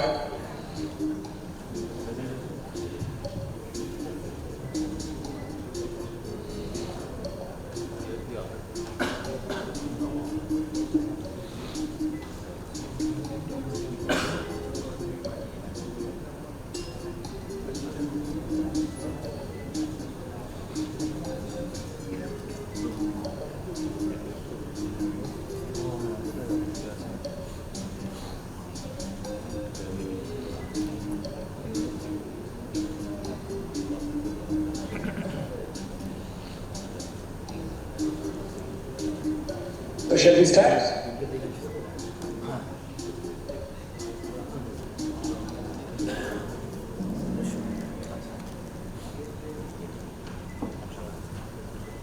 The question number 1, and I think it's very simple, is how many farmers are owners of brand Amul? Option is 1 lakh, 10 lakh, 20 lakh, and 36 lakh. Press the color and the symbol which you think is the right answer on your screen. Okay, we are doing very good. We have already more than 50 answers.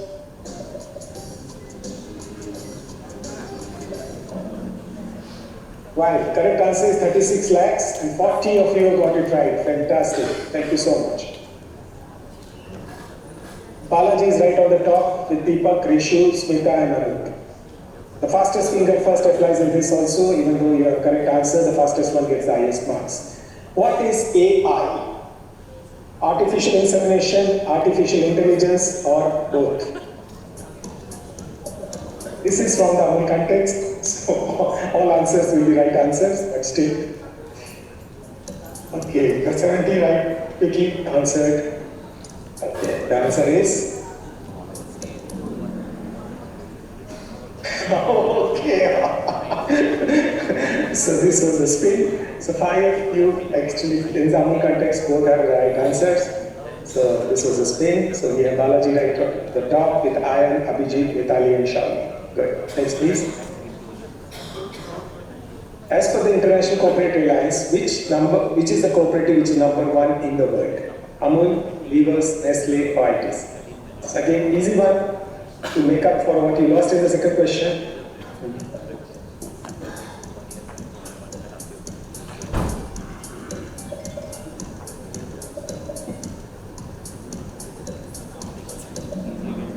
Oh, well, everyone has got it right.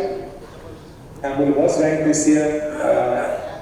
And the Balaji right on the top with Ayan, Abhijit, Mitali and Shavi. Next please. Now, some of the questions again, we've taken a hint from what Mr. Parmeshwar said.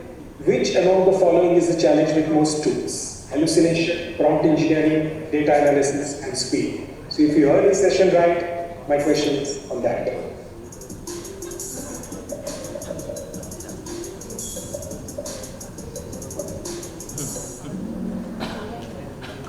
Well, hallucination is the right answer. Most of you have got it right. And this is what is the tool we need to be cautious of while using AI. So we have Deepak now coming along with Shauli, Abhijit, Mitali. Next please. In context of the brand strategy, the ultimate role of a human marketer when using AI tools is approve all AI generated content without changes, provide AI with strategic goals, brand guidelines, ethical oversights, spend time coding and training the AI models, and or discontinue all marketing activities, manual marketing.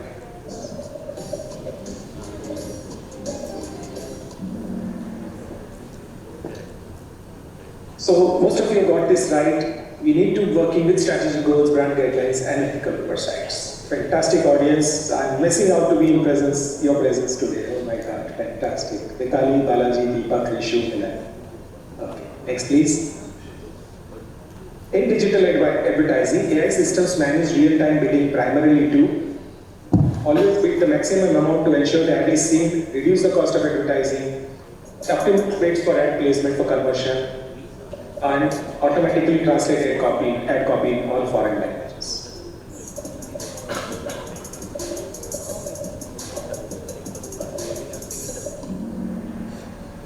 Well, here also most of you got it right. Optimization is the name of the game, and that's where you will see a customer converting and buying your products. Next, please. You last 2 questions, and let's see whether there is a change in the leaderboard. What is the most critical brand risk while using AI for content creation or customer interaction? Options are AI software may crash, AI may run out of new ideas, AI might require too much data scientists to maintain, or AI might be biased, inaccurate, or off-brand content. You're looking at the risk factors.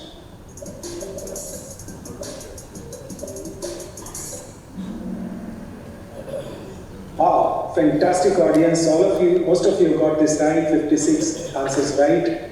We need to be aware about the biasness. Okay? And there we have Mitali, Deepak, Pritam, Balaji, and Sen Dada right on the top. And last question. AI is primarily used to free up marketing professionals' time by automating repetitive data-intensive tasks, making complex high-strategic decisions about market entry, conducting face-to-face interviews with customers for quality research, and writing the annual marketing budget proposal.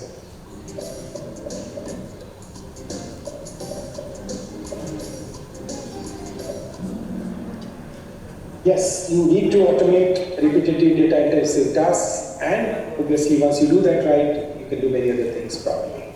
So with this, friends, we come to the podium. Right at number 3 is Balaji. Big hand to him, along with Pritam. And the winner is, he guesses, Mitali. Fantastic. We have number 4 and 5 also. Ron and Sujoy, and we will be sharing the list of another 5 who are the top 10 in the group, and there will be attractive prizes waiting, and my colleague Vishwaranjan Malik and Apurva will be handing over to you. So that's all from my side. Thank you so much for this wonderful opportunity. All the AIs, we couldn't predict that we will close operations a week back and then revive that. Unfortunately, I've been one of the victims of those and not been able to be with you. But I hope to be with you, Mr. Anup and Abhijit ji. Thank you for giving me this opportunity to be with all of you. And I would like to congratulate you for having this wonderful event today on a very timely topic. And also the audience who is not at the Salt Lake Stadium but with us today. And looking forward to meeting with all of you in person. Thank you so much. Thank you so much, sir. Sir has shared Amol's journey of innovation and evolution, and sir, we have some tokens of appreciation for you. We will try and send it across to you. And in your presence only, if I can welcome Malik sir to kindly come and hand over the prizes here itself. Malik sir, please come. And I think we have your colleague as well who will come here. I'm missing on his name. Sorry? Apurva Vishal. Okay, Apurva sir. Please come. And the winners are requested to kindly come here for the prizes. I would also request Ms. Shoma Mitru Mukherjee, our Assistant Director General, to come here on stage, please. Shoma, please join us on stage. The winners, kindly come up on stage. Vitali, Balaji, and I'm missing on the third name again. Peter, Ron, Sujoy. Okay. Peter, Sujoy. Okay, so the names are there. Kindly come up on stage, please. So we have some lovely chocolates for you from Amul. Thank you so much, sir, for this thoughtful quiz and gift. We loved this, we enjoyed it.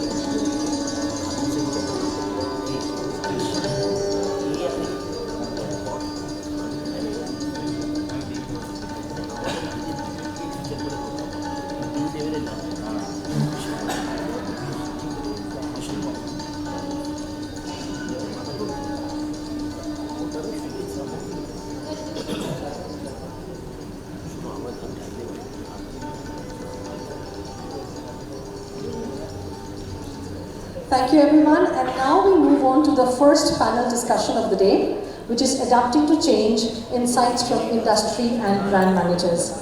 And to chair the session, may I request Mr. Devorshi Chakraborty, VP Interactive Avenues and Member Marketing and Brand Committee of the Bengal Chamber, to kindly come up on stage. Mr. Devoshi Chakraborty is a senior digital strategy and media leader with more than 20 years of experience driving growth for brands across India and global markets. As Vice President, Business at Interactive Avenues, Omnicom, he leads digital strategy, audience planning and digital transformation for national advertisers across categories and currently heads the Eastern region. And something I must mention is that he has put in a lot of effort, he worked very closely with all of us to put this all together. You know, he was in the core team and he deserves a large round of applause already even before the session. Thank you, Dave. Please have a seat. May I now welcome the distinguished panelists. First panelist, Mr. Nishant Gupta, the marketing head for Berger Paints India Limited. Nishant has over 17 years of experience in the consumer goods industry across multiple sectors. He has worked in both traditional and new age businesses. He holds a bachelor's degree in engineering and has done his MBA from IIM Mumbai. Prior to his current stint, he has worked in companies like Marico and Urban Ladder. Welcome, Nishant. Our next speaker, Mr. Murali Krishnan, is the co-founder and CMO of Wow Momo Foods. Mr. Krishnan has spent his majority of life in advertising and creativity and worked with national and multinational brands. Interestingly, Murali calls himself Chief Relevance Officer. Big round of applause for Murali. Our third and final speaker is Mr. Shubhro Sarkar, AVP and Head Brand Marketing, AI Cell and Innovation Strategy, Ambuja Neotia Group. Mr. Shubhro Sarkar is a brand and marketing leader with over 2 decades of experience across media, real estate, hospitality, healthcare and education. His work focuses on aligning consumer insight, culture and business to build brands with clarity and relevance. As Head of Brand and Communications at Ambuja Neotia Group and lead of the AI Cell and Innovation Strategy, he works at the intersection of strategy, creativity and digital thinking, shaping cohesive brand ecosystems across touchpoint. Over to you, Dave. Thank you very much.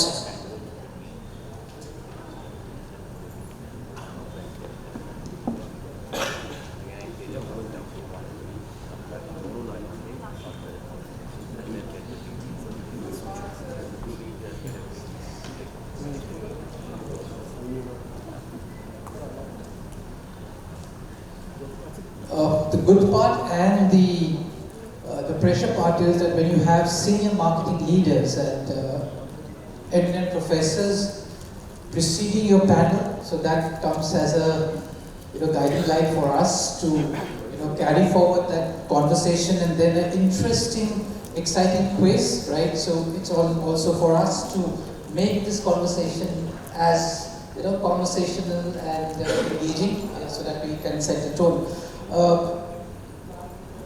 Both Mr. Roy, Mr. Parmeshwaran, Mr. Mehta, they have all spoken about a very interesting fact, and I mean, also a lot of facts that we heard is hyper, personalization, and while AI is all about that, but AI is also about a bit of fun, right? And as advertising, media, brand folks, we also tend to have fun. And in one such moment, I actually had written to one of the AI engines that, look, you are driving all the personalization story, you are driving all the process stories, etc. So as marketeers, as brand, what is that one word that we should be worried about if we don't start now? So it just prompted with a wink, smiley, hypertension, right? So yes, they are also, I think, reading all of us. So great to have all of you here. And so the way we can conduct this panel is that we have a kind of a warm-up question which caters to perhaps all that we have been hearing so far. And then we have some industry-specific questions which each of them are kind of champions of. And then we have a wrap-up to really encapsulate whatever we're going to converse. To starting off with you, Nishant, right? In terms of the first question, that you are part of a industry which is into lifestyle. Right? I don't want to beyond. I'm glad you said that. It's about lifestyle. So as AI, where we have heard about stories of personalization, about processes, human emotions, etc. So how is that lifestyle or the consumer shift towards lifestyle happening through AI? I think hi to everybody. So today AI is being leveraged in multiple ways, to enable stronger discovery or the way consumers interact with brands. It's being leveraged in multiple ways. This whole digital avatar or the digital, for consumers to start browsing online and then buying online started some 20 years back in India. Sure. And now it's like in last 2-3 years it's a watershed moment because that thing is also getting transformed in a very, very big way.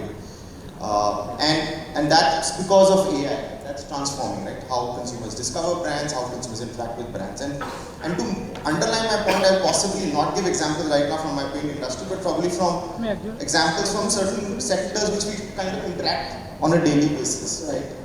So let me start with something called as Lenskart. I mean, we have all heard it's an eyewear company went for IPO. Lenskart, there was a challenge when they wanted to sell their eyewear specs, and the challenge was that while you want to buy it online, but the consumers always felt that how will the specs look on my face, and that was a big challenge at that time. Right? And what they did, they created this something called as a Lenskart try-on app, eyewear try-on app. They created that, and what it did fundamentally is that you can click your photograph. I'm sure a lot of people here would have done that. Click your photograph and then you can select the specs and then you can see how does it look on your face. Now that's really solving now the technology behind it is computer vision. It has existed for some time. There is a growing realization now that AI can be used. It's one example of how AI is being now leveraged by companies, digital companies, to drive further adoption, to drive further, improve the consumer experience. I'll give you another such example from another industry. Now, say again digital industry also, where you have like Amazon or Nykaa. Today, if you go to these platforms, you will find that the assortment is massive. There is a massive assortment which is available, and it is finding very difficult for the consumers to say how do I select my right product in this assortment? That's a big problem. And what they have found now is that, okay, this was the strength. For any online platform, the assortment and merchandising was the strength, and now it's becoming a weakness. Now, how are they solving that? They have now the AI-based shopping assistant. So, if you go to Amazon app, there is a Rufus, which is available, and you can ask Rufus saying, okay, Rufus, I am looking to buy a shirt for 2,000 rupees from this brand, this thing, and it will start recommending products to you. Or, I mean, there is Nykaa. I just saw some news that Nykaa has launched a WhatsApp-based shopping assistant. So, these are all AI-based assistants which are helping consumers, select their brands, choose their brands in a way, right? And this is great. This is great for companies. This is great for marketeers.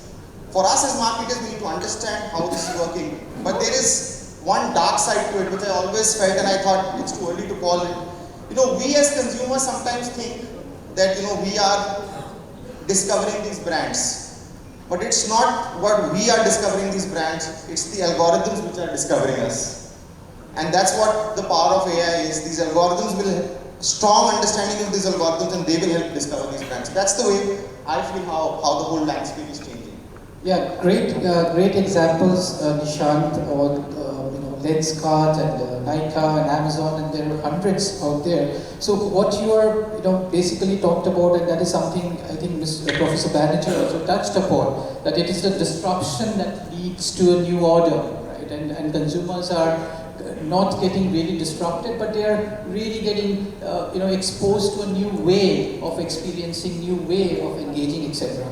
Now, talking about experimentation, Murali, you are the best person because you are in an industry where experimentation is by the hour, by the mood, right? So, the choices and everything, right? So how are you looking, or how you are actually seeing in practice AI is shaping that, experimentation? very good afternoon to everyone, and amazing question. I personally feel that the biggest role that AI plays, and everyone, there are enough and more examples, and people have spoken about AI being the growth engine, AI being the backbone of the next phase of growth and stuff. But beyond all that, I think fundamental of AI is basically to remove the bluff out of your life. I think marketeers have been bluffing for longest time, and now marketers can't bluff anymore. Right? I think to me, AI is one of the strongest reality check. How do you use AI? Like we have AI engines to do constant consumer research. Sure. We have stacks of consumer. We have a database of close to 1.7 crore database now in our ERP. We started ERP when ERP was not even needed for us. People were saying that aap aati paal rahe. We started ERP because we knew that I was not building a ERP for 2017 when I joined in as a co-founder. I did not want to build an ERP for 100 outlets. I know that I am a brand that should go to 2,000 outlets. Today I am 850 outlets. Right. That's where we started investing in ERP. We started investing in automation. And today I have a constant, today I have a team which only plays around with consumer and AI, who are constantly looking at data at multiple levels in terms of feedback, in terms of which product has worked, which product has not worked, consumer testing, which is happening around the clock. I personally feel that the AI's biggest boon to a marketer is the real mirror check that it will give you, and the speed it will give you. Sure. Coming to the point of NPD development, that's my background. I am all about building in relevance and relevance of the product. My AI, to be honest, by the time world kick-started Korean, I had already had 3/4 of Korean momos in my menu. And by the time I launched Korean momo, within the first quarter, it became 17% of my menu mix. And at an average of 25 to 30% reduced food cost, and giving me that premium which I can charge the consumer because Korean was a fact. So that's what AI gives you. AI gives you trend casting. AI gives you, how are you trying to forecast yourself? How are you trying to see what's going to happen next much beforehand? And that's what marketers are all there to leverage. I am not there to leverage my 4% product savings on SEM. 4% product savings on SEM say far more superior for a marketer is what can I do with AI that will give me a 15% more on my contribution margin. So that's where I think AI has played an amazing role, and I keep telling people that it was 1950 when the first time AI was used by Alan Turing, and Mr. McCarthy tried to do a lot of things to build AI to bring to relevance. It took 21 days of continuous lockdown and 3 months of complete shattering for us to believe that AI can change your world. That's what happens when you don't want to see the real picture, right? You are only trying to see the effect, but the cause is what AI tries to tell you. And that's what I believe has changed a lot of retailers' fortunes. Retailers today are much more advanced in terms of knowing who they are selling to, knowing what they are selling, why they are selling. The most important thing I keep telling in retail, the most important P is the T, right? The timing. And I think AI has helped you master timing very well. Great. I think what you essentially said is something that we had heard in the initial sessions when the senior leaders were talking about it. You have to set the right context for the data, or right context for what you are seeking as a marketing goal, right? So Shubhra, coming to you, right? We have heard from Nishant about how disruption is taken advantages by certain brand. We have heard Murali about how he's talking about that if you have the right context with the data, that's how you really bring the best out of marketing through AI. Now you're from an industry which cuts across hospitality, real estate, etc., where from your perspective, customer research is very important, right? It's not something that driven by impulse or not driven by understanding a trend, etc. So how have you seen AI helping customers get more empowered for research, decisions, and some kind of relevance for the brand? Thank you, Devashi, and good afternoon, everybody. I think what Nishant said to start, at the end of his, what he was talking about, I think the way people today are discovering has completely changed. Brands are not, researched and rather searched on Google so much that the way people are being stumbling upon. Like, just to give an example, the shoe I'm wearing, the trouser I'm wearing, I have just bought it because I stumbled upon it. It was not that I wanted to buy or I was researching on a shoe, but the way it reached me, the way it found me, I think was the most important thing. I think in a world which is so much curated algorithmically, in fact, it is the content, what Mr. Kumar was also mentioning, that how much contextually relevant you are in terms of content is making a huge difference how people are discovering you. As far as research is concerned, definitely, it has collapsed the entire timeline, as far as the consumers are concerned, that we are seeing it. And the decision making is also happening, on a much speeder, and the gestation period are also slowing. But what it is resulting into is like, today's consumers are much more aware and much more informed than before. Sure. Just for example, today consumer when they're walking in, they have complete knowledge the technology that we are using, behind construction. They are fully aware of Vastu compliances. They are fully aware of what are the various sustainability norms, how we have responded to the climate and all those details. So today the research are very much across various parameters. And that is the reason I think today the role of ours, is also need to be notched higher. Sure. And what we see is that a more increasing need for training for our sales team and other people who are consumer facing is happening, because today you just cannot match the speed in which consumers are learning. Just to give you an example, a few days back I just wrote to the chat GPT and I asked that recommend me the kind of clothes I should wear, the brand I should wear in terms of my shirt, trouser and my shoes. And it picked the brands, it gives me the summary that why I should wear it and when I should wear it. Then I asked that why did you answer these brands and why not some other? So it says, how you have interacted with me, I realize you are this kind of person, you will probably attend this kind of, events, so that's why we presented you these kind of answers with. So that brings to the thought that, today, how much research is happening and the kind of information that is flowing into the consumer. Today, brands are not competing with another brand. They are actually competing what AI is going to throw up as an answer at 2 a.m. That's what probably the situation is. Another interesting thing that we are observing is that consumers are not entering the sales funnel. When I say they are not entering the sales funnel, marketing funnel, is that they are not calling as much as to do it before. So what's happening? They are being a very passive observer. They are not entering the funnel, so you are not able to get hold of them. So you have to somehow nurture them in through technology, through content. So that's another ball game that's taking place, that how you win them over when they're not entering your system. So that's another very interesting thing that we are observing.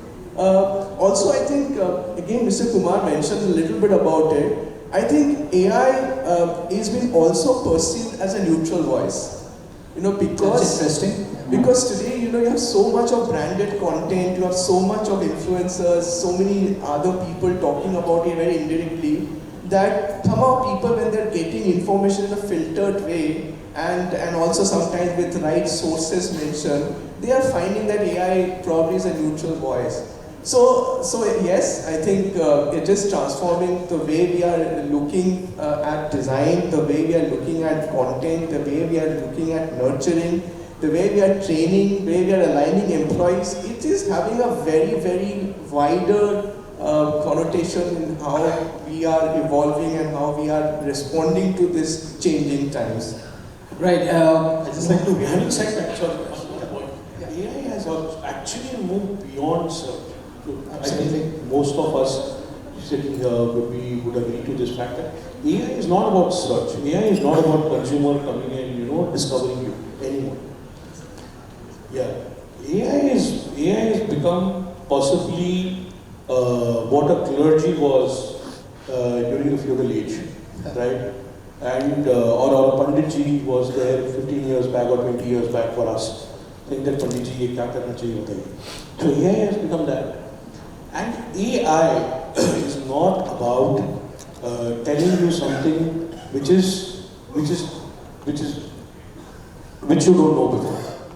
AI to me is all about realization. You would have hit some chords before if you have searched for a certain pattern of clothing. AI will tell you this clothing. So I think the way we look at AI, the lens of AI, the AI is no more a search tool or a conversation engine or a consumer, a consumer-facing agent. AI is not that. AI is basically how you are trying to form. It's like an accounting process of your organization. AI is therefore bed of your strategy. That is something which I think new companies will start making up. Startups have already woken up to it. I think that is more critical. So Nishan, you want to add? Yeah, so I mean, when I started that today, and it's quite scary in some sense, but it's the truth, right? I mean, earlier said that my wife stumbled upon Zoya, right? Or you stumbled upon this, I stumbled upon certain things. And generally you will find that, the things that you stumble upon, the brands, the products, the content that you are watching on YouTube, that you stumble upon is kind of something which is in your interest, something which you are broadly okay. So you start trusting these algorithms a lot. You start trusting that whatever Facebook is throwing at me or whatever YouTube is throwing at me is good because it's kind of relevant for me, and that's what this algorithmic thing. So we feel that we are discovering this, that we are the ones who found this product, but it's actually some agent sitting there who's been observing you all this while, and then throwing at you what probably it's the algorithm which is searching you. So it's also that inherent trust that you said about, right, Panditji or anybody. It's that inherent trust that we have in these algorithms. So, earlier it was Google. It said that whatever Google says, Dr. Google, whatever Google says is right, because that you said you had this trust on the brand. And today you start trusting these what ChatGPT is saying or what other AI algorithms are saying. So that's the way it is changing. Sure. From the media lens or advertising lens, where you are in a way the marketeers really deliberate a lot. What is coming to a conclusion is that earlier we used to measure reach, impressions, etc. Right now, what is happening through AI, and this we have seen across multiple brands, is the intent is the new reach, because AI is actually able to tell you that what intent you are in and what stage of intent you are in, be it a real estate or the next food I'm going to have or the next color shade that we're going to have, right? I think that's one great area that we all need to pay a bit more attention at how we are able to meet the intent. So I think the warm session was quite warmed up, right? Intent is interesting. However, I would just change the phrase. Sure. I would say that AI is all about building persuasion. All right. Persuasion is a far more stronger word when it comes to marketing. Intent is there. How do I persuade? I think that AI helps you that way. Great. Sure.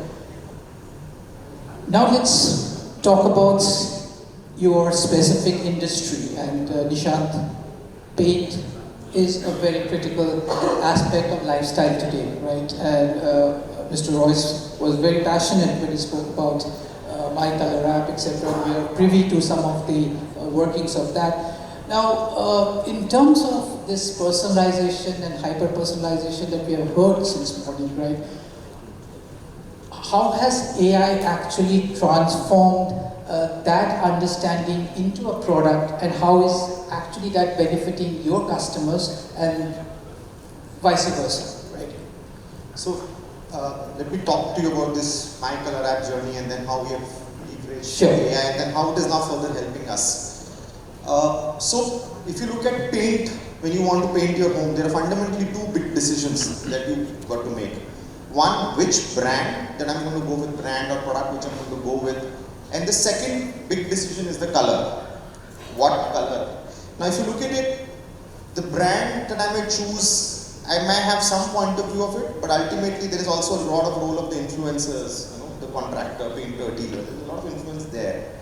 But if you look at color, color is something where it is a very, very high point. You are very, very clear, I want this color, I want this kind of a decor and everything.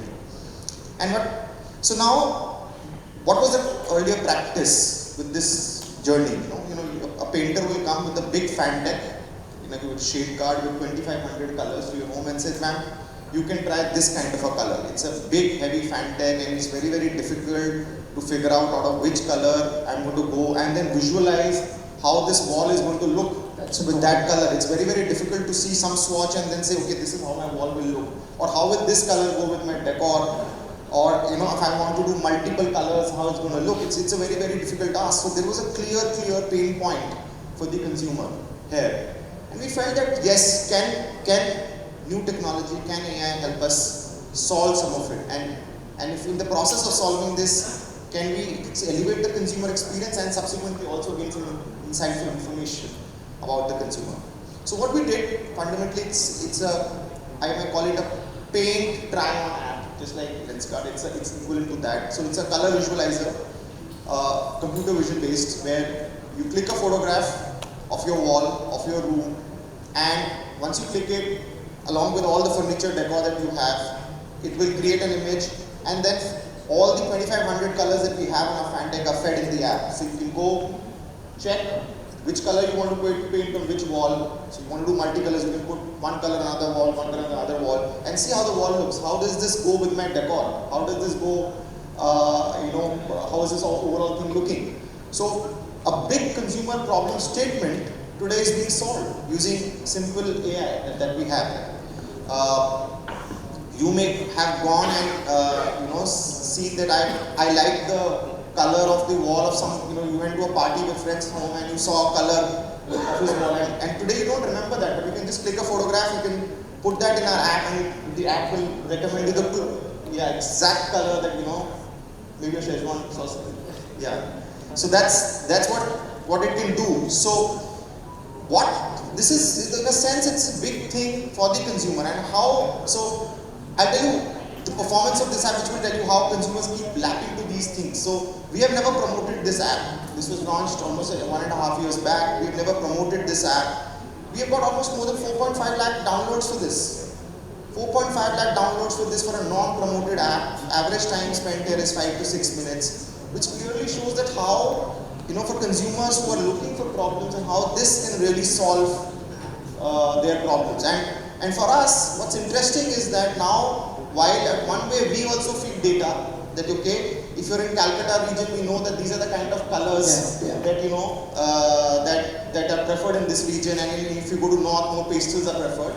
We also feed it in those kind of recommendations, but we also get to know that what kind of colors and what kind of people are browsing and what kind of homes people have, right? And what are they doing in terms of their choices. So it works both ways, and the engine keeps learning based on that. The engine keeps learning, and the interesting part is that people who have downloaded and used this app, because we solved their color problem. As I said, there are two problems in the decision, right? There's a color problem and there's a brand problem. Right. It invariably, because I've solved the color problem for them, it invariably kind of rubs off on brand Berger, and they ultimately end up choosing Berger. That's true. Right? So that's one way of how you can reach out to consumer as well using AI. So that's something that we've been doing, working purely in the consumer space, and we've been really working well for us.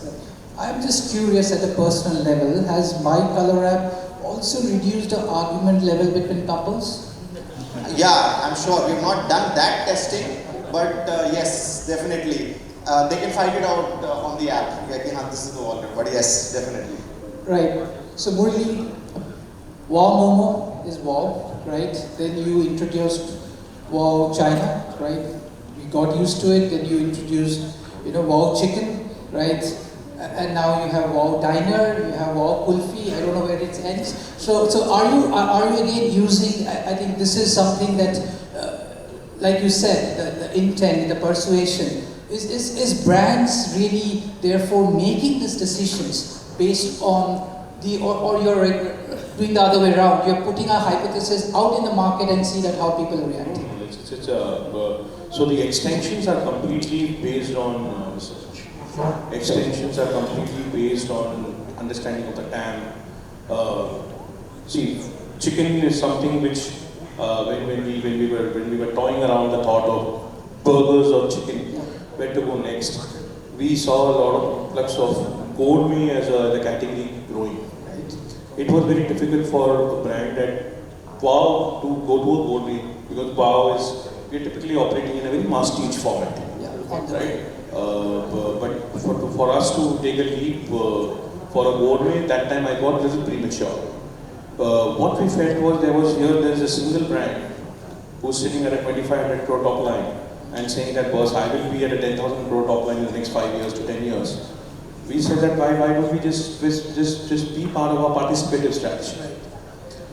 However, while these are all research based, I personally feel where AI helped us the most was to when we were doing the entire palette tasting.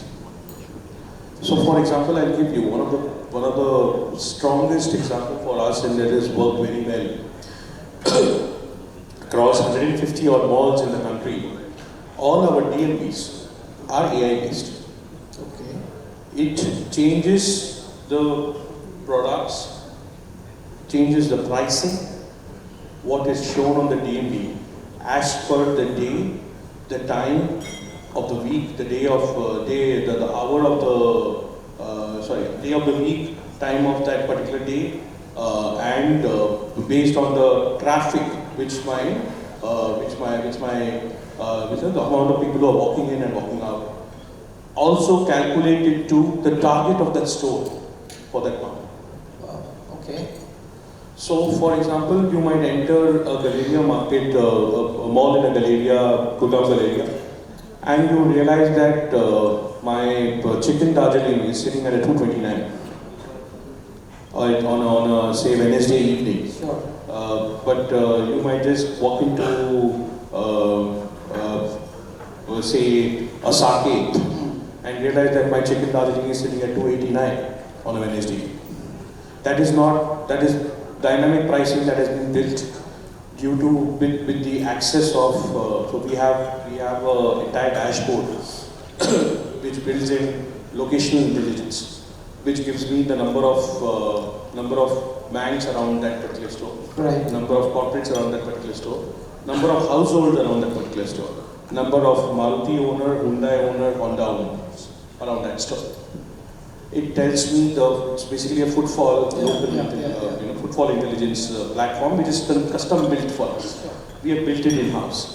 And the entire maps we've tied up with Leptin as a software that powers the map. So it gives me exactly amount of SBI banks in that city, in that location, amount of Axis Bank information, amount of Kotak and HDFC information.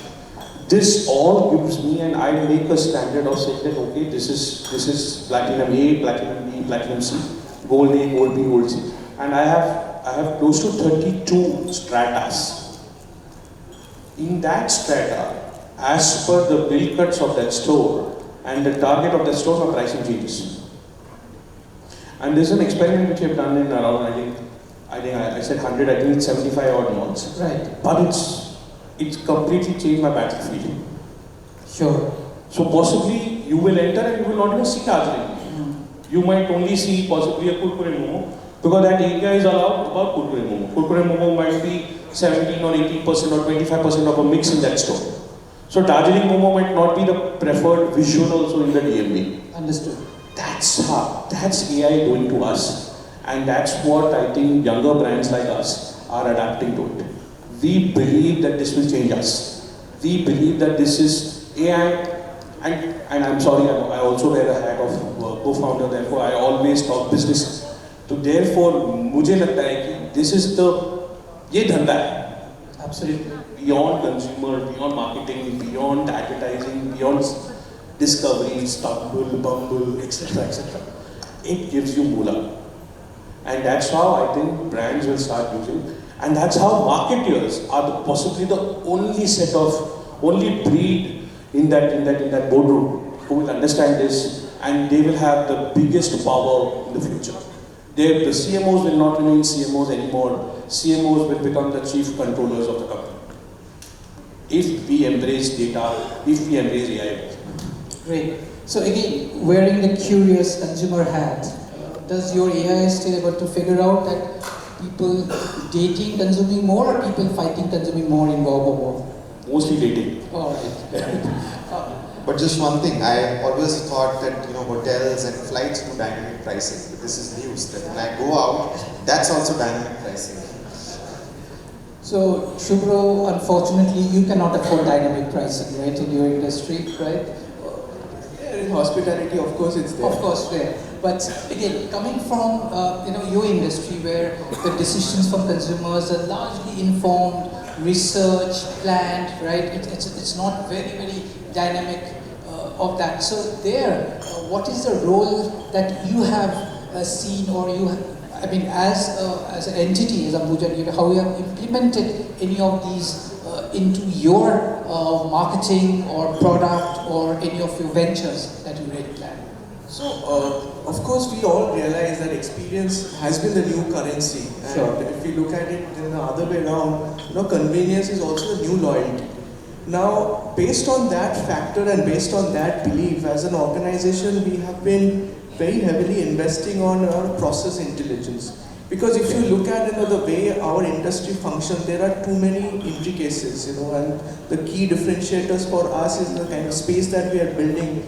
It's need to stand out from the design and architecture perspective. So there's a very strong input that goes on and in usage of technology and AI and other stuff as far as design is concerned. Right from integration to services in terms of how the convenience can be added as a layer, and then entire operation and even after the purchase life as well. So if we look at how we are dealing it is investing heavily on process intelligence. And we are also integrated Salesforce in our ecosystem, which helping us to have the entire database spine created. And now we are looking at more working like I would say a living ecosystem rather than just looking at having a simple pipeline of customers. It's like how you can have the complete lifestyle, like complete value of a life you can be present in the customer's perspective. And that's why we are creating and investing in community, which can have what is a single point of view that we were talking about to arrive at that. We have businesses which are very diverse. It is unified in terms of how we look at creating spaces, but the consumers, the way the business operates are very different. So our first initial periods and years, has been on very heavy investments on creating that technology backbone.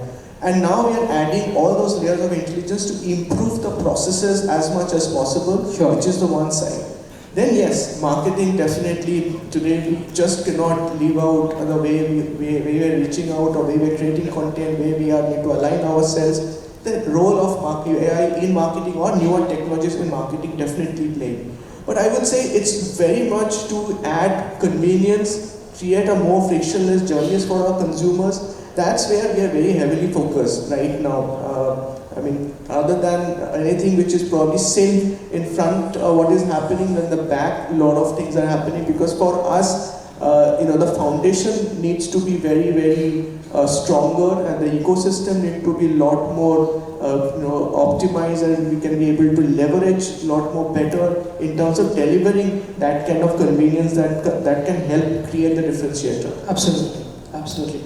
Now, staying with you, right, where we now, have the final segment, that we are all on the stage, on the room, we are in the here and now moment, right? We have all understood that what AI can deliver. We are trying to adopt or we have already adopted. We are trying ways and means to make it as part of our processes and decision making.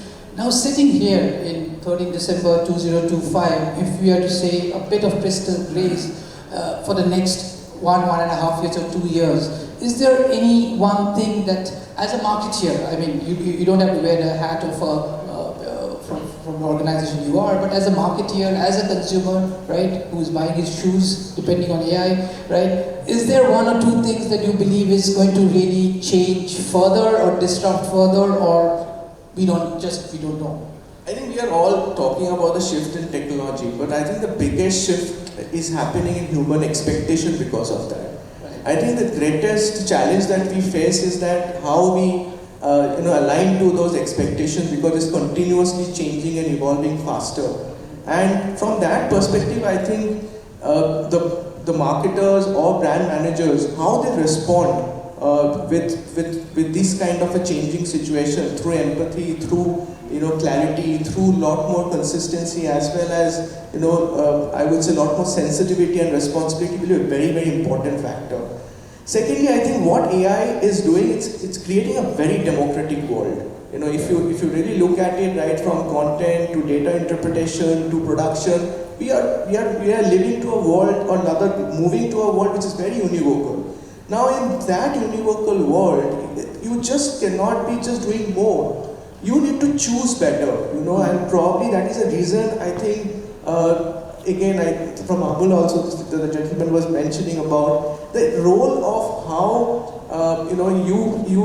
you probably put your intuitive skills and your emotional intelligence behind AI to do what is right, because AI cannot feel, they don't know what is right, what is unnecessary, which is not, will be probably not more aligned to the need sometimes. So that feelings is not there. So that human intervention and human intuitive and human intelligence need to come into place. So I think that's where the role of the future managers and the future marketers is going to be very important. How they channelize the entire AI ecosystem with guardrails, and at the same time bringing in that kind of emotional quotient behind it. Right. I think they given it a very good name nowadays. They call it HILT, H-I-L-T, and it's called human in the loop. So across all the AI conversations that are happening, now after all the Jamhuri, they're coming back and saying that there has to be HILT, which is the human in the loop. So I think that is very, very beautifully put. I think that's absolutely happening. Absolutely. Now coming to you, Murali, I think one of the other point of view that I heard across multiple such forums, that AI is largely left-brained. All right, so it understands processes, it understands frameworks, right? But when it comes to right-brained, right, it still depends that human in the loop. So in your parlance, right, in the next 1 year, do we have a pricing looking at the mood of the customer walking into a store? Happy mood, sad mood, and the price? I think we very much want to. In fact, I had long back 2015. Right. We used to do consumer research. Right. And when we used to do ad exposure, Ipsos had done this entire thing of facial value. Right. Yes. So when you expose the ad, when they used 2015 and they used to expose the ad, they also used to give you what was the consumer's reaction overall during the facial peak, and there would be a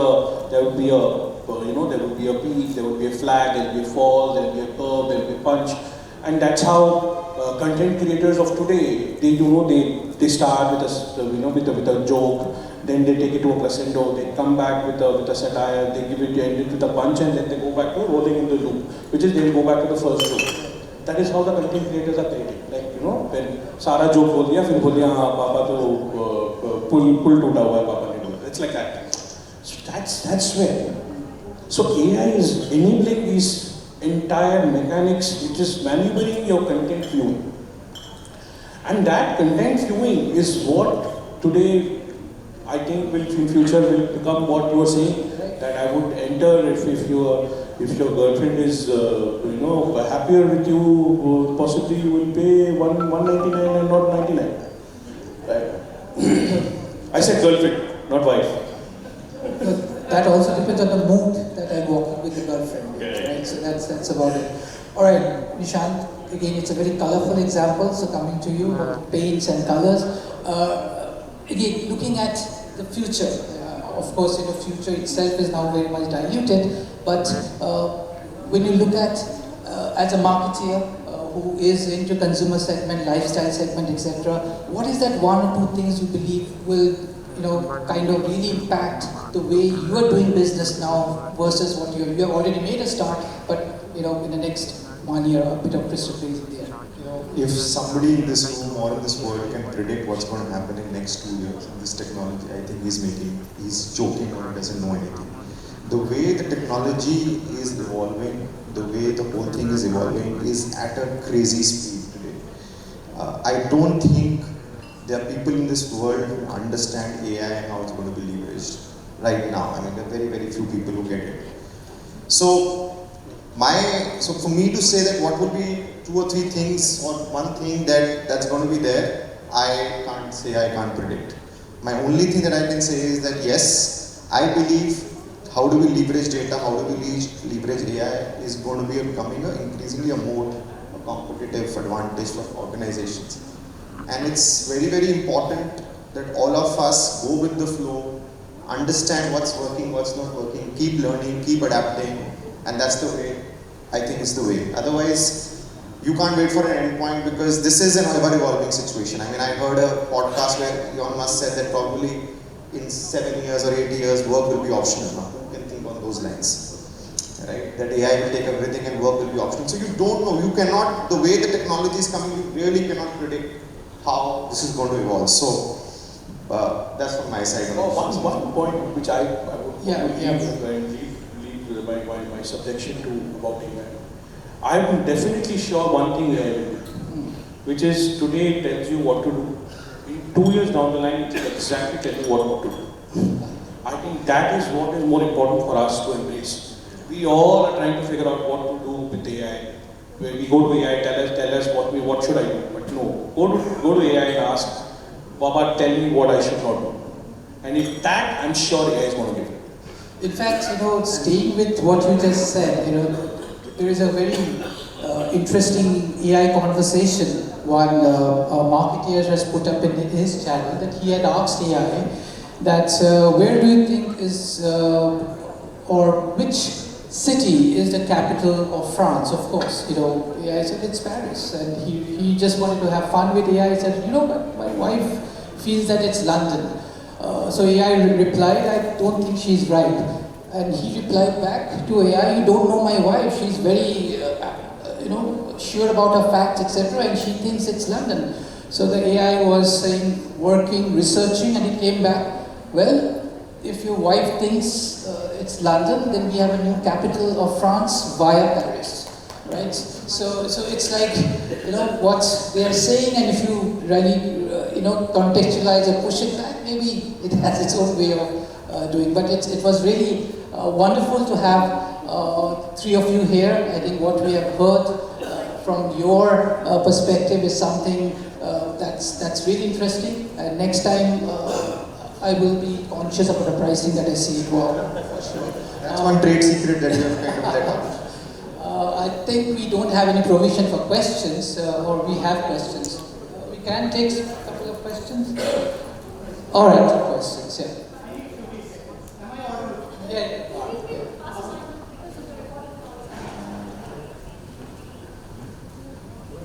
I hope I'm audible. Great.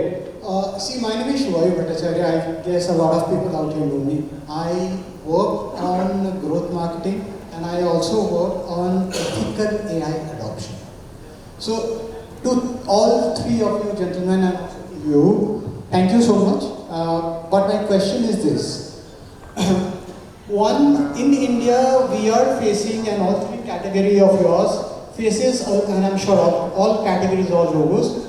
For us, seasonality is a very important point of view. That's number 1, because when all Momo is giving me variance, it's actually fighting with a share of my stomach, not the Momo, right? Same here for hospitality or for pains, maybe hope, maybe some amount of love. I really don't know. So this is where my question is. most of the data, and we are no longer into AI. And if you were to ask me, as somebody who works in this, we are almost, kind of moving out of agentic AI. We are into the era and are moving into the era of AGI. So my question is therefore to all three categories, and anyone can please help me, that what are you guys thinking of when super intelligence comes into place, and that should be somewhere around 5-7 years down the line, if this, because every time we see one model comes, within 15 days another revised model comes, right? So hyper-localization, so I mean you or we got the example of cookies being dropped and hence the ad was kind of thrown. One short period is, I'm sure you have the benchmark data, the previous data, you can kind of factor that in. But one bad monsoon can really hamper all of us in India. And secondly, what are you guys planning to do when super intelligence comes into place? That's it. I think by that next 5 years, we will also become a little more intelligent to answer that. Yeah, as I said, it's an ever-evolving thing. We do not know. When we say, yes, there are predictions, there are concepts which are being built that with AGI, everything will be possible. Research can be done, we can solve all the problems in the world, and then we have to see how the world and human interaction is, and technology and human interaction, and then according to that, you kind of figure out how to. But today, to predict how AGI is going to help is very, very difficult. I can tell you how AGI is going to affect. AGI is going to affect where the businesses will not be judging their performance by the quarter, but they will be judging their performance by the week. I think PLs will not be published for a quarter, PLs will be published for the week. This much I can guarantee you. And I've been fighting this because of the onion prices, and I know I'm possibly the closest to being robust and hit by the Ukraine war. The food inflation is at the highest, and we've been trying to do a lot of things. Not that we've hit a very good spot in terms of business intelligence, but super intelligence for fortifying business and helping business leaders to take decision by the week or by the day will be far more than anything else. For example, I know a very close friend of mine who is working on a model, who works on one of the largest printing houses in the country. He is working on a paperless printing, paperless inventory model, which means that he is looking at how do I ensure that I am not holding a single piece of paper, single sheet of paper. Yes, yet I am supplying to all my demand through perfect app. That is how I think business leverage, your working capital leverage is what is going to help you with the super intelligence. Are you ready with the super intelligence right now? I don't know. I don't even know what super intelligence telling you to. But are we going up there? Yeah, we're going up there from a business lens, but I don't know from a marketing lens. Marketing lens are, I think marketeers, we are a little more chill that they kick out there. Yeah, sure. I am Kamal, I'm a consultant.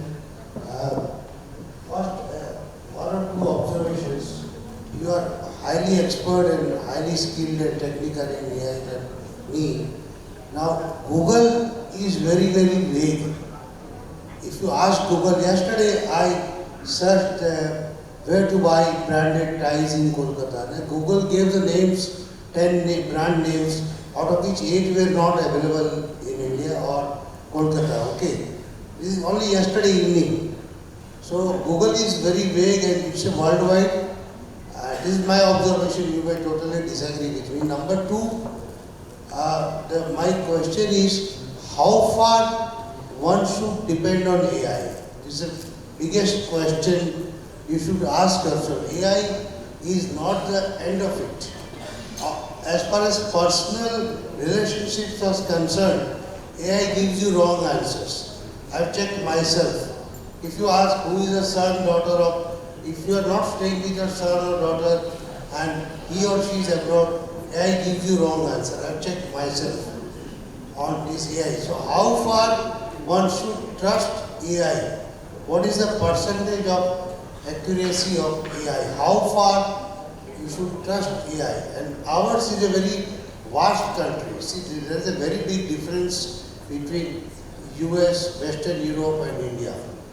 So what is your... Sure, sir. We got your answer. So let me answer the first part, and the marketeers can answer the second. So on the first part that you have asked for, tiles and some branded names comes, I think that credit goes to the agencies who are manning the Google business pages. It has nothing to do with AI. So they are doing their job. They are earning the retainership from the brands. So the agencies are doing a good job. Now to the other question, that how we should be dependent or how trustworthy. Well, we saw a response in the quiz, right? Hallucination and biases, etc. Happy to hear from. I'll also add the first question. So maybe you had not set the Google location to Calcutta or the city. That might be one of the reasons.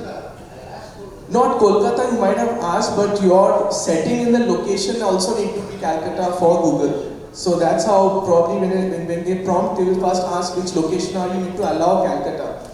Just asking Calcutta, they might not, because they will find the location. That's one. Second, I think AI probably should not be looked as a tool. It should also be looked at as a multiplier. Multiplier of efficiency, multiplier of speed. So whatever work which can help you reduce your repetition, which can help you enhance the speed, I think it's better to use AI from that perspective, to be honest with you. And then there need to be a human intervention, as we were all discussing, because it is the human intuitiveness along with AI reasoning that will only help things fall in line. So if there is still a gap of the human aspect, there will be some filtration, and that's why that filtration is required at the human level. And that's why the human skills are also, if you look at the top 10 skill sets that is required in next 10 years, there's a lot of survey done by McKinsey and all, where the emotional intelligence becomes one of the key skill sets that they are talking about in the human resources that people need to hire in organization. So thank you. I don't think we can take any more questions, but offline, right, I think all of us are here. We can definitely catch up over a cup of coffee. Thank you. Thank you everybody for paying attention. Thank you very much. That was indeed a very, very insightful session. And I would now like to call upon stage Mr. Siddhartha Roy, CEO Response India Private Limited and member of the Marketing and Brand Committee of the Bengal Chamber, and Mr. Shantanu Mukherjee, Director INT, to hand over the tokens of appreciation to our esteemed panelists and the session chair.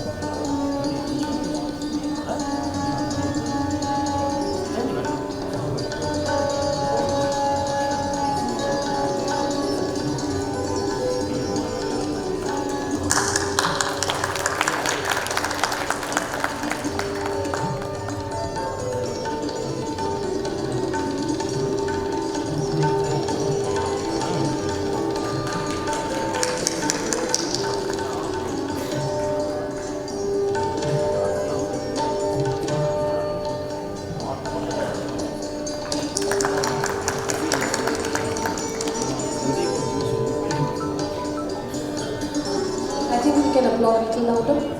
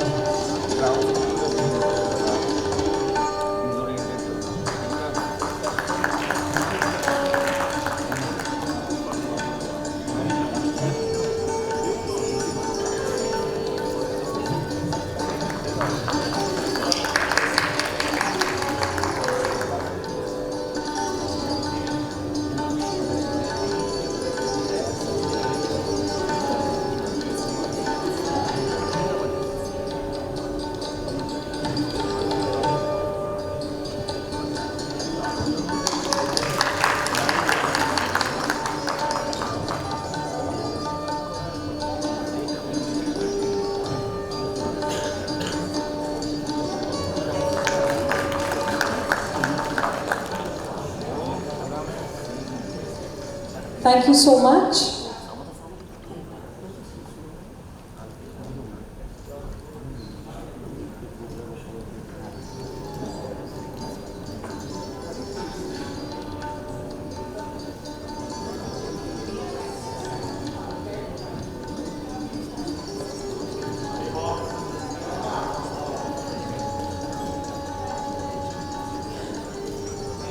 Thank you everyone.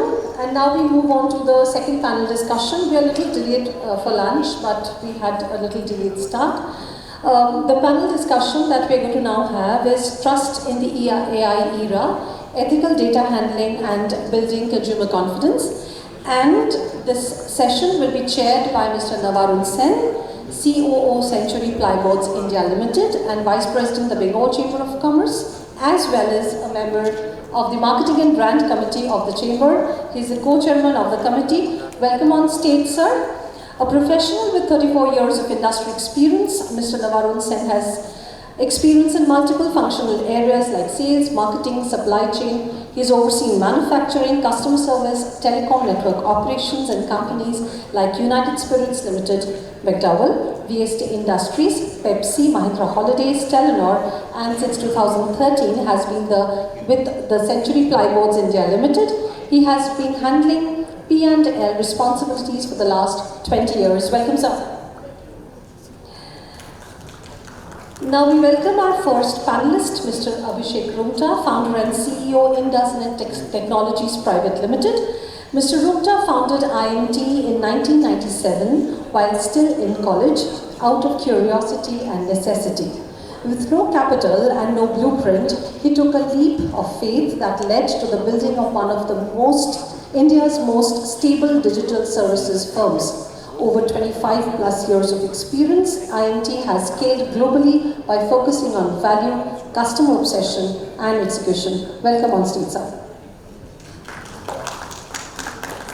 Our next speaker, Mr. Devayan Banerjee, is the digital head, Berger Paints India Private Limited. Mr. Devayan Banerjee is the head of digital at Berger Paints, where he leads the organization's AI, CRM, digital product, and digital-led growth initiatives. With 15 years of experience across Paytm, Aditya Birla Group, and Real Networks, he brings deep expertise in building scalable digital ecosystems and data-driven marketing capabilities. Please put your hands together. And the final panelist, Mr. Arnob Ganguly, ex-VP Data Analytics and Customer Experience of Tata Digital. Mr. Arnob Ganguly is a visionary leader driving innovative digital transformation for companies like Tesco UK, Landmark Group UAE, Citicorp Indonesia and Singapore. And lastly, he has been in the core team of Tata, launching Tata New App and working across digital companies like One MG, Big Basket, Chroma, Tata Click, Air Asia and Taj Hotels. Thank you very much. Over to you, sir. Thank you. Thank you, Shornali, and welcome to the panel once again. Just before coming up, Mr. Roy said, hey, the subject you're discussing is a very dry one. It's a very, as I said in Bengal, good actor subject. So, honestly speaking, my boss, or my old boss, Mr. Anupun, always gives me the tough job. So the job is now just before lunch. We got to discuss a subject which is not as glamorous as all the campaigns and the marketing gizmos that we, hear and get inspired about, but the fundamental bedrock of data. And in today's context, where the ethical, legal context of data getting managed properly, the veracity, the transparency, the authenticity of the data that has to be, ensured to ensure, a proper use and so that machine learning and AI can actually utilize them. So mostly it's around this particular subject of managing data, and therefore, I would kind of go along with the flow And my first question, of course, gets directed to Mr. Ganguly. What we'll do is that we'll try to address, because I think people are also hungry, but we will come to the point straight away. Mr. Ganguly, you've been through the journey of creating the super app, and which in fact Mr. Parmeshwaran in the morning, kind of alluded to it in the Tata Group, and it's honestly, you're touching, the entire aspect of a person's temporal life on earth, literally, from groceries to clothes to finance, travel, everything. So, in this context, when you scrub the data together, what are the critical concerns you have in terms of ensuring the authenticity of this data? First of all, thank you, ladies and gentlemen. Very pertinent question. When we look at data, the first thing we look into is what is the source of the data. Then once we have got the data, we look at it, whether it's a structured data, non-structured, semi-structured, what kind of data. How do we store the data in partition and parsing. And once we have stored the data, how do we use it? I've been here for about a little over an hour. So I think the question that needs to be answered is, how do we use the data? All data is not meaningful, so we have to understand what data should we use in what context. And hence, the question of AI comes in then, which is basically how do we use generative AI, how do we use predictive AI, how do we use assisted AI, and so on and so forth. So when you look at the whole landscape of data, together would make sense, and hence, that's how we look at it. One example would be, how do we store data? Say for example, we store digital assets data and we have a digital management system. We have multiple level of accesses. For example, the one data pipeline from our main storage would go to the marketing team. There would be another data pipeline that would go to the customer service team. And all of them would probably be aggregate data. But when you send the data to a customer service team, I need to send across the personal information of the customer. And hence, those decisions has to be taken in real time. So that's true. And see, one of the important things that was coming out is that in today's organizations who are kind of moving up the value chain, we have data spread over many silos. So how do you put it together? Particularly in Tata, it's across 5-7 different businesses altogether, which probably don't talk to each other. How did you manage that? No, very good question. So I think there was a question about personalization, and I don't think any other business would probably face the same challenge as us. Let's take an example of myself, like who have been an avid shopper across most of the Tata Group companies. Now when Tata New app is looking for personalization, we are looking at the several different touch points of the consumer, both online and offline. So my behavior in one end will be very different from my behavior in Big Basket. And it will be very different with Taj Hotels. Just to give an example of Taj Hotels itself. It has a different category of hotels. You've got Palace Hotels, you've got Vivanta, you've got Selection, you've got President, so on and so forth. So when you look at personalization at that scale, you need to understand there should be no hallucination, there should not be any brand biasness, and there should not be any category biasness. Hence, it is important for all of us to understand to what level of personalization should be done. Yeah, okay. No, I think we'll touch upon biasness coming a little later, but I'm still on the nuts and bolts, and I'll actually direct my next question to Mr. Roonghta. Mr. Roonghta, having you been coming from the technology space and you're actually helping a lot of organizations, go ahead on this journey, what are your critical concerns in terms of data security, and what are the critical guardrails when you are building your system? When you're putting your data systems into place. So could you, throw some light on it, and which we can actually take back? So I think the first thing is what we get as generic models in the market. That is built on data which is anyways available. Obviously, the next level of data comes what company has with themselves or our own personal data. So until and unless that data is put in, you actually are not creating any competitive advantage, to be honest. Because the data plus algo, which is available in public domain, is available to everybody. So if you have to create competitive advantage, you have to use your data that is within your company, and then use it with a guardrail so that it does not go outside your company. Right?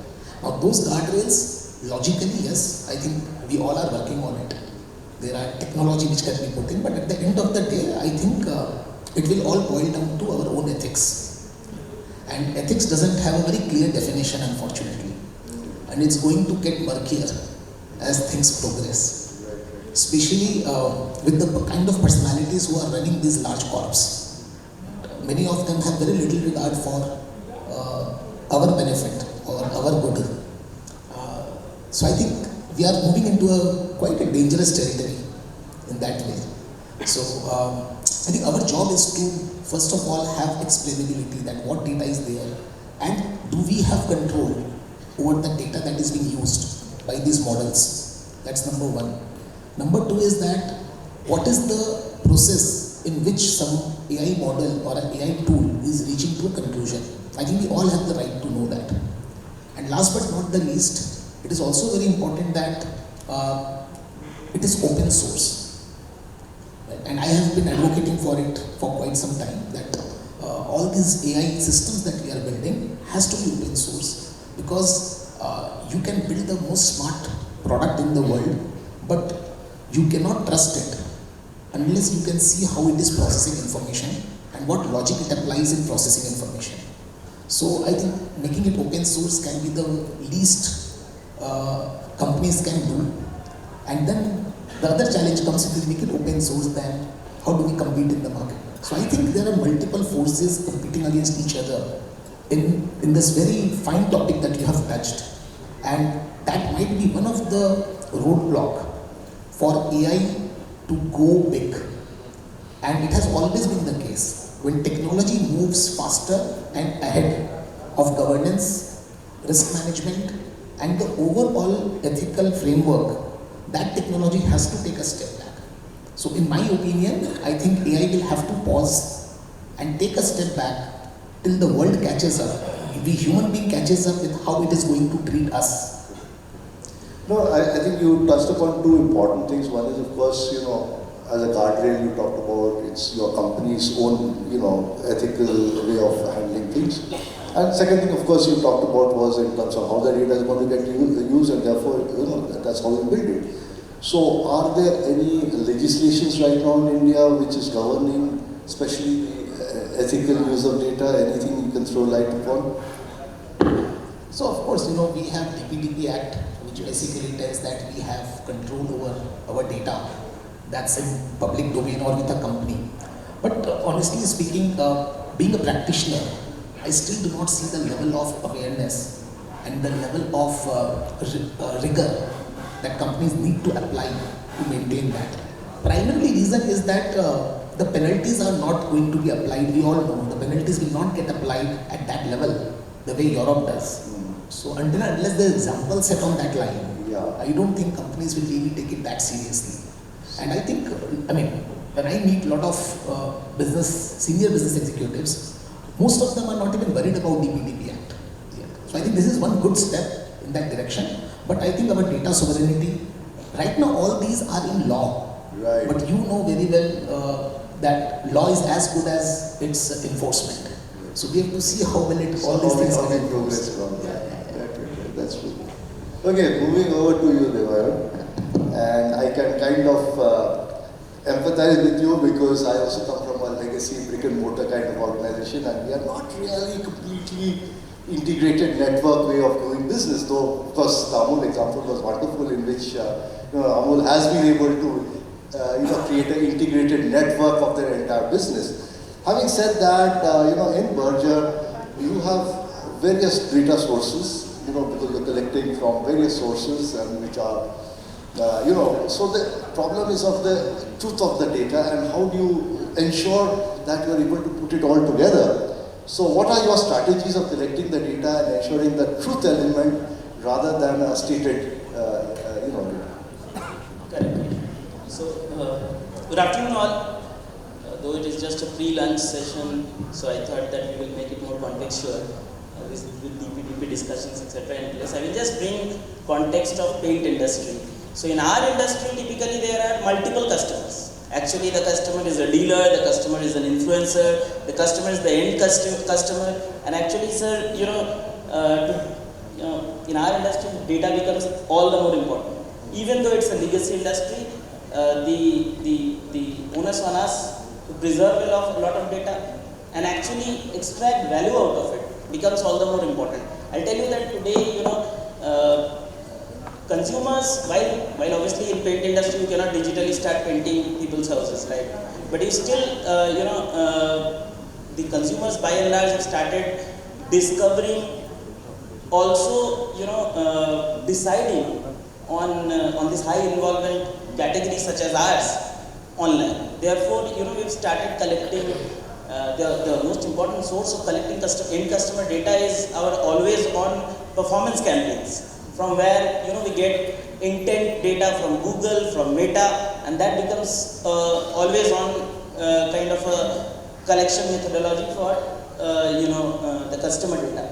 For painters, which is like one of the most important persona within the influencer fraternity, we have something like earlier today the Salesforce team was there with us. We have implemented Salesforce in our organization. So we have something called Painter 360, where we keep not only the transactional data for painter, we also keep the quality data for painters, which helps us understand his affinity with us, his engagement with us, his growth curve with us. For dealers, obviously the ERP shows us the transactional data. Correct. But how do we kind of so how do we kind of actually maintain that we are sticking to the quality data? Basically, we maintain a very strict sense of triangulation. That say for instance, I'll give you an example.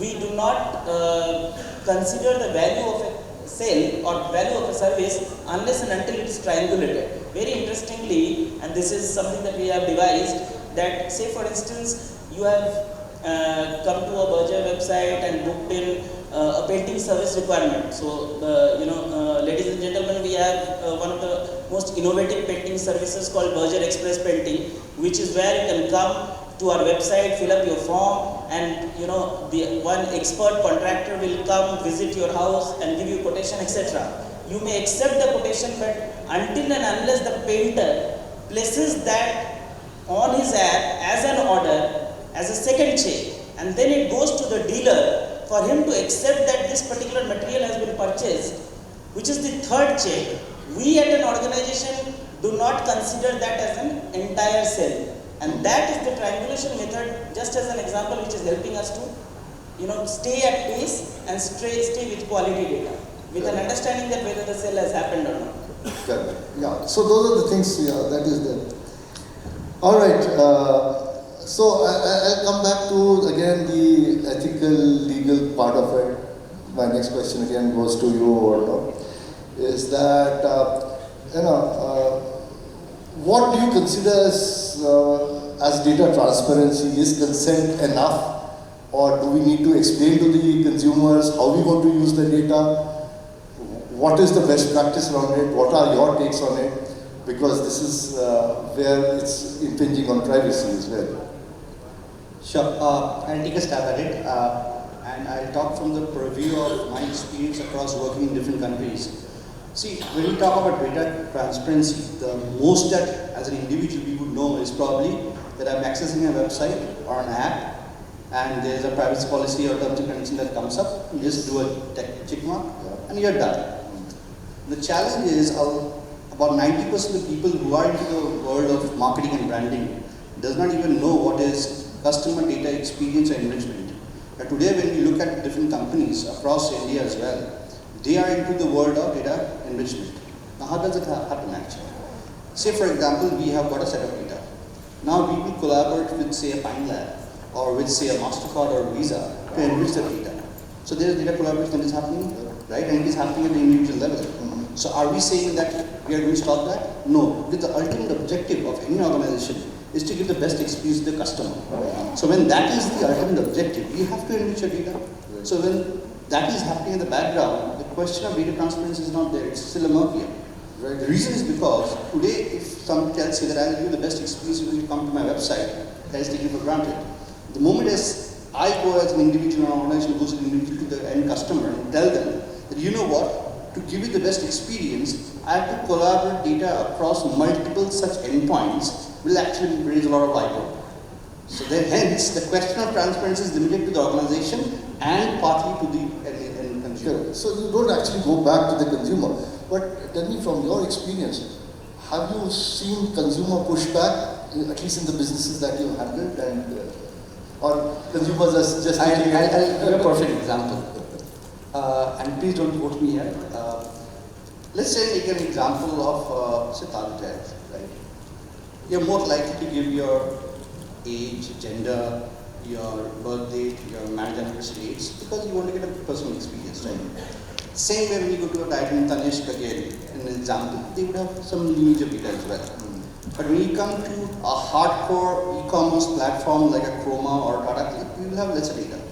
Now to give you the best experience in a super app, I have to kind of collaborate all the data. So then, as an individual, should I go to you as a person and tell you that, you know what, I will take your data from Titan and Tanishq and Chroma and Tata Click and Taj Hotels and Air India, and then I will give you the best experience? You will have a raise, right? Okay, I gave the data to Taj Hotel, why would I share the data with, say, a Chroma? Correct. So that question will always be there in your mind. So hence, it is, as an organization, it is our responsibility that we should use the data to a certain extent to amplify the experience of the customer, but definitely not hardening the data and hence creating a bad experience at the end of it. So it is all coming back to self-governance and corporate always that. ethics. So, taking another example, when you sign up for a credit card or for a bank, right? There are so many different forms. How many of us actually go through the form? Forget about that. When you sign up for Google, there are so many terms and conditions there as well. How many of us actually go through all of their content? Hardly any. Yeah. Okay. Thanks. I think that's a grey area which we are still navigating. And Mr. Runga, I'll actually come back to again the tech part of it a little bit in terms of the security. And once a breach is there, the trust, really there's a solid trust deficit and consumers actually move away. So what is the security mechanisms or culture that you advise your customers to practice? See, when it comes to physical security or what we call digital security as well, these are pretty well defined processes and guidelines that you can follow. But one of the most important guidelines that customers need to follow is about educating their team, because majority of the breaches happen because of those gaps. So how do you actually implement those breaches? Now the big problem is not us not knowing what is a problem. Right? It's about taking that hard decision that we want to fix it and we will apply a process to fix it, because that makes us bureaucratic. Right? If someone has to take a permission every time, he has to take a file out of the company system, right? And it goes to the data security officer, it becomes very anarchic. People can't adjust to that kind of environment. So where you need very high level of security, those people follow those methods. Where you don't need that level of security, so I think you also need to change the barometer of your security apparatus based on that. And most importantly, education. Like, people don't know at times that what action of theirs can cause major damage to their company. Reputational loss, financial loss, or data loss. And again, you can also relate this very much with our own family challenges. Right? So I'm sure a lot of people in this room have kids, right? Do you feel safe when your kids use social media? How many people feel extremely safe when their children are using social media? I think very few, right? The reason behind is that we have one of the most secured company in the world running these social media platforms. Right? They were possibly the first users of AI. Now it has become commonplace, but they were the first users of AI, using it to predict and put the right content in front of us. And when we are talking about the safety net of AI, we are talking about the ethics of AI. If you just see what happens when this power is, harnessed, right? The challenge is that we don't feel safe. It's a fact, we don't feel safe when that power is harnessed and used. Even they say that it is being used to give you the experience. And we are taking that experience, but still we don't feel safe. So this is the challenge of future. Like a lot of people say this is, there are certain problems people call rich people's problem. I will say that this is an AI generation problem. No, but just continuing with it, so do you advise your companies in terms of certain hard structures and processes to be, put forward so that you are able to react to, this data breaches and things like that? No, absolutely. See, if anyone says that my data will never get breached and we are 100% secure, nobody is. Right? I think they can take security measures which is commensurate to the level of importance of the data they hold and the kind of risk those data possess to the consumer or the company. If you try to absolutely put a lockdown, right, on your data assets, you can't run business. So, as a person who's kind of, managing the data strategy for your company, and obviously, you build algorithms, and the marketing team comes back and you build algorithms, but how do you prevent it from becoming a black box or with passage of time that it's getting upgraded or getting passed on to the next set of people who are handling it? How do you ensure that? Yeah, so I think I strongly believe on this, and then the global giants have also shown this. If I understood your questions correctly, if I bought this, therefore I am recommended this. If that is being made clear to me on an e-commerce portal, life is a little easy for me to take the choice, right? Similarly, if, in our domain, if I start sending a priority list to my sales team saying that you have to go behind this dealers or you have to go behind this painters, this is the score for this painter, hence you have to go behind this painter. And if you don't explain them that why this priority score, vis-a-vis if you explain them that basis ABC factor, this particular painter is more susceptible to be targeted versus the rest, then the buy-in is there, and therefore you are able to work in cohort with the people who actually drive the business for you. And therefore it is very, very important. See the example of Netflix, where you particularly know that Netflix goes, all the Netflix content that you are recommended are primarily governed by three logic. What you have played, what you have skipped, and what you have replayed.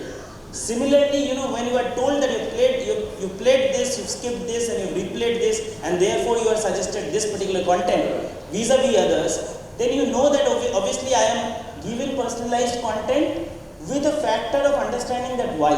So, and in our business, it is all the more important because you have so many regions. You've got double-digit regions in the country where you have to explain to the regional heads that why would they start targeting A set of customer versus B set of customer, and it is very, and we have actually completely democratized this in such a way that even to our painting partners today, painters, if they go to Berger app and they click on their score, they are told that you have been given this score because you have factored in this on this parameter, this on this parameter, and this on this parameter. Cumulatively, your score is X.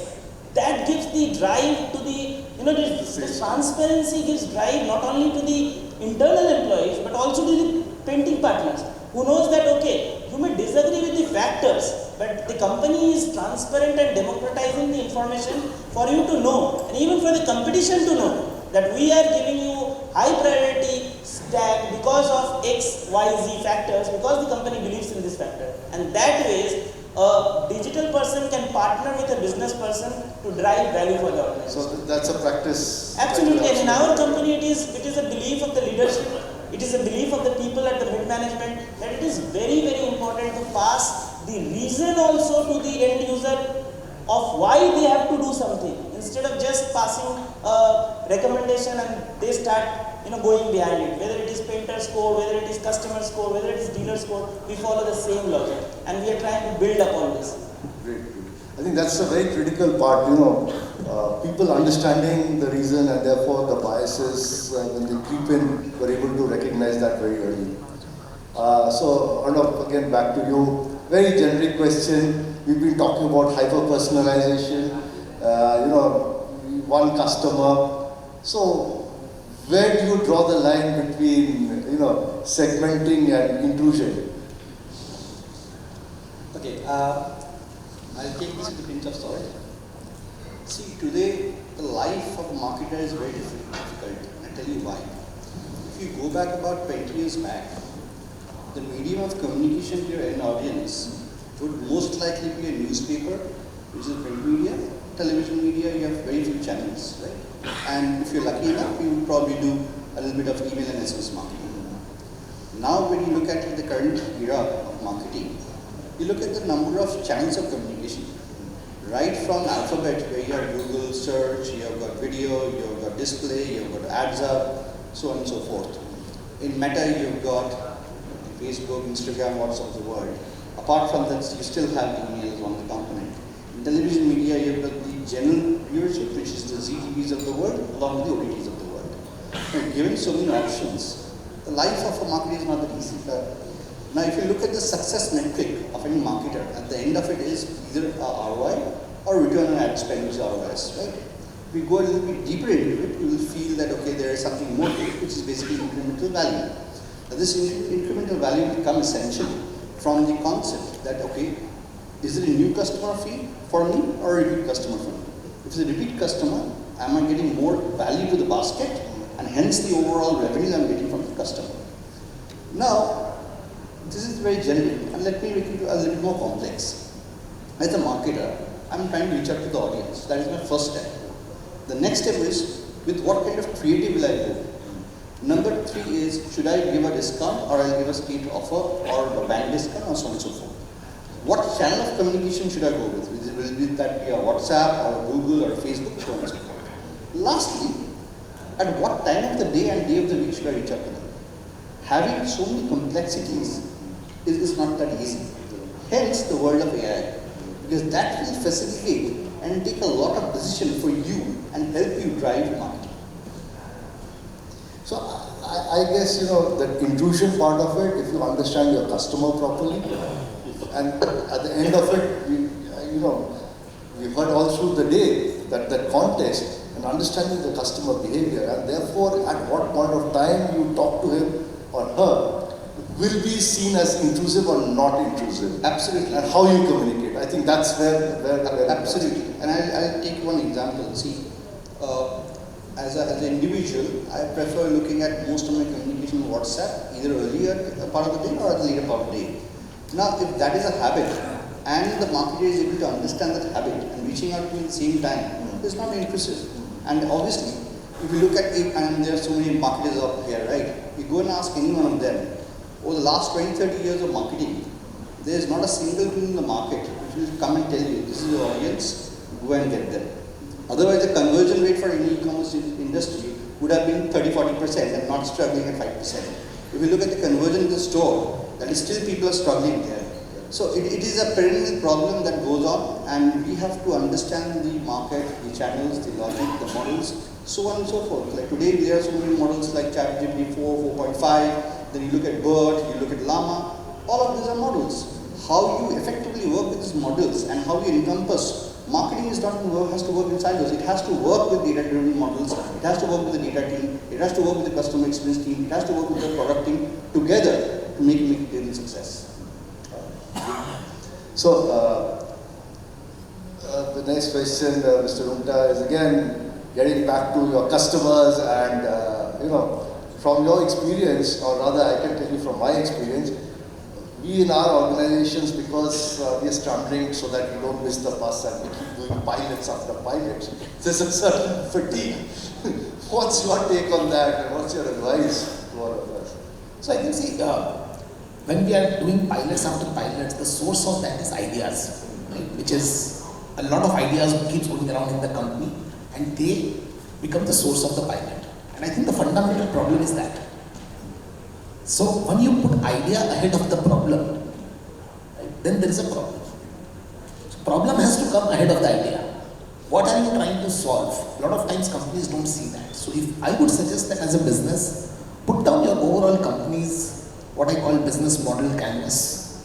See what are your key activities, see what are the biggest bottlenecks in the company, biggest challenges in the company, where you consume most resources, where you consume most amount of money, what are the most inefficient areas, and then start seeing what improvement you can do with the new world that we see today. And when you start making those improvements and those ideas, right, even a small change in that can help you. Plus we have to also understand it's an iterative process. A lot of times when you launch it and you are not mentally ready to iterate, right? It will fail. So pilot can be done where your first sample will come as you expect it to come, right? Overall AI is a probability game. Even the next word that has been predicted is probability based, right? So here you can never be 100% sure about anything that it produces. Okay. This means that you can never be 100% accurate. You can start with 70% and then you can improve till 90, 95, 97, 99%. So you will have to go through the journey, and therefore first my personal understanding is that pilots are useless. Because if you think this problem is worth solving and at a broader level AI can solve it, you have to get started with that and then see what level of accuracy you can go to. If you can't go to that level of accuracy, it's okay, but you have invested to try to improve certain thing which was scope to your business. And if with the available technology today you can't solve it, maybe after 3 years you can solve it because the models are also improving. Your data maturity will also improve as a business. So things will line up for you to be able to achieve that outcome. But pilots are very low, I would say low commitment, very shallow level thinking that comes in when companies end up doing lots of pilots. And they don't even know many times, and I'm talking about the largest of the organizations in the country with whom we have worked. They don't even think about what problem they are solving. If you ask them that क्या problem solve करना चाहते हो, तो बोलेंगे नहीं अच्छी idea आई है हमारे supply chain वालों ने बोला ऐसा करना चाहिए. There is no reason for that. I think the most critical part, I think that is, again, it is boiling down to what I say, human factor study or design thinking. You must understand what you are trying to solve. Not because it's a nice thing to do or it's a popular thing to do. Yeah, that's absolutely. I think this is very important. And I think this is a note I think all of us can take back. You know, understand the problem before we start attempting to solve it. And last again, you are standing both the data side as well as the consumer side. Again, your views on what you think should be the transparency and not intruding into your customers. See, I think that the consumers today pretty well understand what is intrusiveness versus what is contextual approach, right? For instance, in our business, for us to be contextual, it is, say for instance, we are in the business of waterproofing, right? So if we can, basis this seasonality, if we know in a particular region there is the need for waterproofing, and we start reaching out to the consumers, basis their past purchase trend, etc., whether it is the customer like dealer, etc., that they have to lift waterproofing products. Vis-a-vis, if I start getting into the customer daily life signals and start sending them alerts, as in it seems like you're spending a lot of time over the weekend at home, it's time for you to get your house painted, to stay in a more brighter, newer house, which is little intrusive, because the consumer at the end of the day might understand that why are you getting to know that whether I am staying at home or not. So if you are able to differentiate as a marketeer, as a digital expert, if you are able to differentiate between the contextuality of personalization versus intrusiveness of personalization, I think then you are home. Other than that, there are consent, there is frequency capping, etc., which you can always, those are hygienes. But I would say that every action that a marketer does today, they need to know that whether it is contextual or whether it is intrusive. If you are able to, just compartmentalize that and know that you don't want to go into that compartment, then you are home. Then you have the trust of the customer. So I think what this panel is kind of telling us and concluding is that context is most important, and this entire fear of being intrusive, privacy, if you understand your customer and talk to a context, I think you can manage it. The legislations, as you said, DPTP is not very strong as of now, maybe not getting implemented, so I think it's more about self-governance that is there. So I think that's the most important part of the consumer data that we are handling. So I think we will remain with this thought as we go ahead. And just for a little bit of entertainment, one rapid question to all of you, and one if you can just tell me in your shortest possible thing. So Arnav, if your consumer data could speak for a day, what would it complain about? two lines, one from a Hollywood movie, one from a Bollywood movie. The Hollywood one would probably refer with more power comes more responsibility, and from the Bollywood would be बच्चे की जान लेगा क्या? Yeah, and Mr. Ruta, as a tech CEO, what is the AI myth you would like to bust for all of us out here? That AI will take away our jobs. It won't. I think we are in an echo chamber of 1% of the world's people who are really going deep into the subject, and they keep dreaming that it will take away all the jobs. It's not going to do that. It's just going to reshuffle the order of work, and it will change our work profile a little bit. It's not going to take away all the jobs. So we can rest easy. And Devayan, you know, if trust was a color from your Berger palette, which color would you be? I am wearing blue, so I would call blue. Blue is the color of trust. You know, the consumers want you to be true and blue, right? If you are true and blue, then you are home. Then consumers start trusting you. And once that's broken, you know, there is no return. So that way, I would say that the brand should be wearing the blue jacket. Thank you. Thank you. Thank you so much. I think this was a very interesting session in the sense that, all right, do we have time for questions? We have.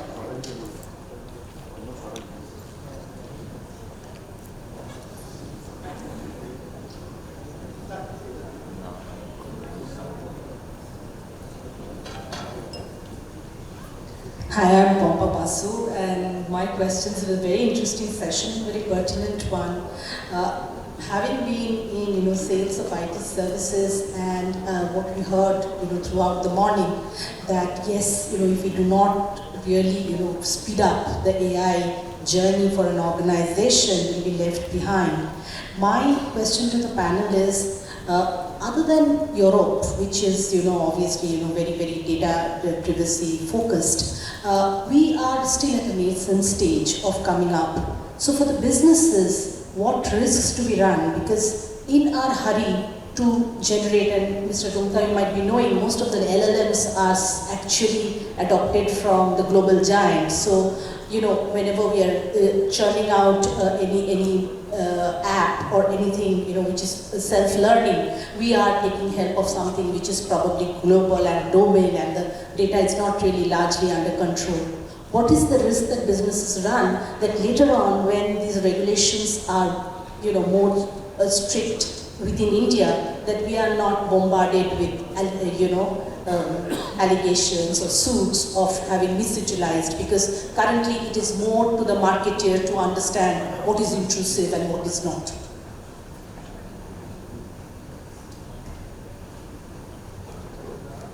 I can try. So I think what you are imagining is going to happen for sure. So let me not give you false hope that this will not happen, because I think, as I said, we on the tech side are running far ahead of what we call governance, risk, compliance, and ethics. By the time those are formed, right, we are already much ahead of that. This means there is a gap. Okay, there is a gap between what can be done and what can be governed. So this challenge will be there. By the time this governance will reach that gap, and if you are on the front line, you will be sued because you have already done that, and now the government has made a rule that this should not be done. Nobody can escape that, I'm sorry. So, sorry to dishearten you on this, but this is what will hopefully happen. Sure. As an organization, we believe at least in Tara that trust is of highest importance, and hence, rather than we say than sorry. And to answer your question, in terms of the data uses that we do, we keep in mind and we are cognizant and we are judicious in the way that we use the data. For example, what data do we use to what extent is a cause and it's an object that we take it at the high priority. For example, the kind of customer data that we get across all the different companies of the group, we are cognizant of how do we store the data, where do we store the data, and to what extent we should use it for our own purposes. Hence, creating different levels of accesses and restrictions, not just by encryption or decryption of the data, but also the access level. I don't know if that answers your question.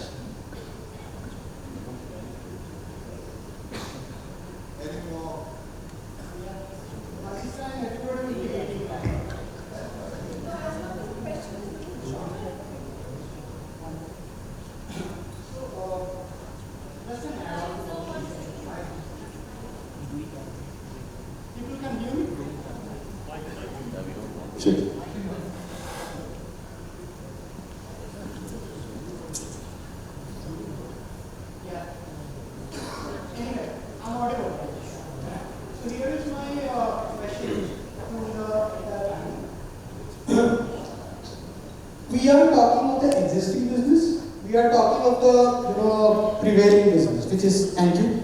But of the upcoming patents, China has about 70 to 72% of the upcoming patents. US has about 20 to 23%, and these are all 24 end data. And the rest of the world are very small. Obviously, you gentlemen know very well that the models in which China versus US versus us, kind of apply are different. Unfortunately, till date, we do not have a global guideline in place.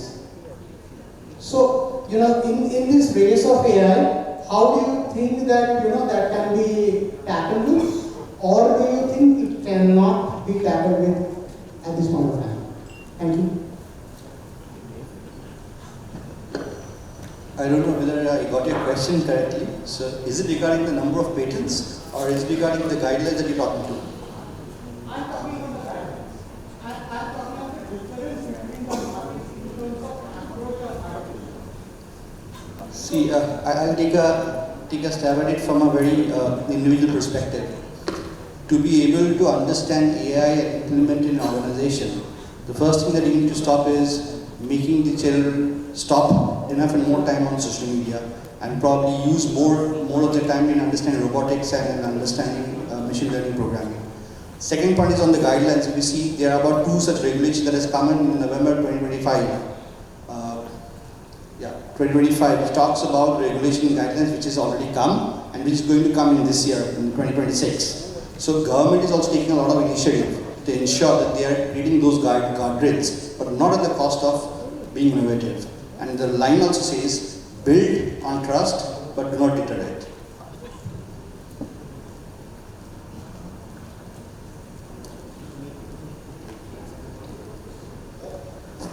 Okay, I think in the interest of time, we will kind of wrap up right now. Everybody must be hungry, but I think very interesting session. Thank you all for your time, and I hope we can carry back some of the messages that we've kind of shared earlier. Thank you so much. Thank you very much, sirs. May I now request Mr. Praveen Srivastav, Chief Marketing and Sales, Branded Products and Retail, Tata Steel Limited, Kolkata, and the co-chair of the Marketing and Brand Committee of the Bengal Chamber, and Mr. B.R. Malik, GM Sales of Amul, to kindly come up on stage and hand over our small tokens of appreciation to the panelists and the session chair. It was originally known, which means hundreds.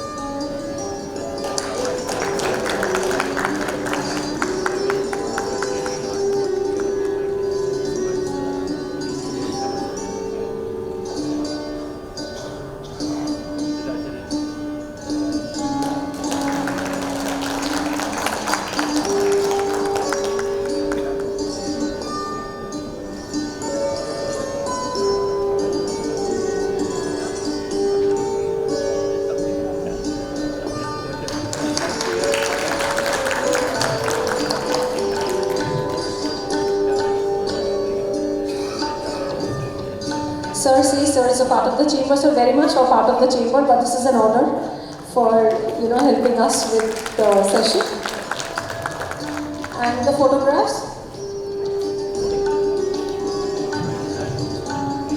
So we have the photographs to be given.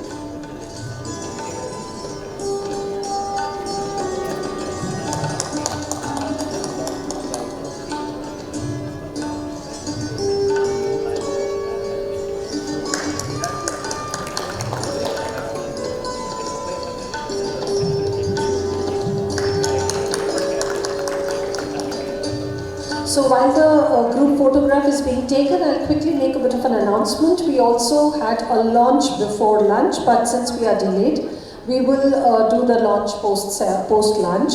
We'll take a quick lunch and come back. And few things I must mention. One, there is a lovely car behind you.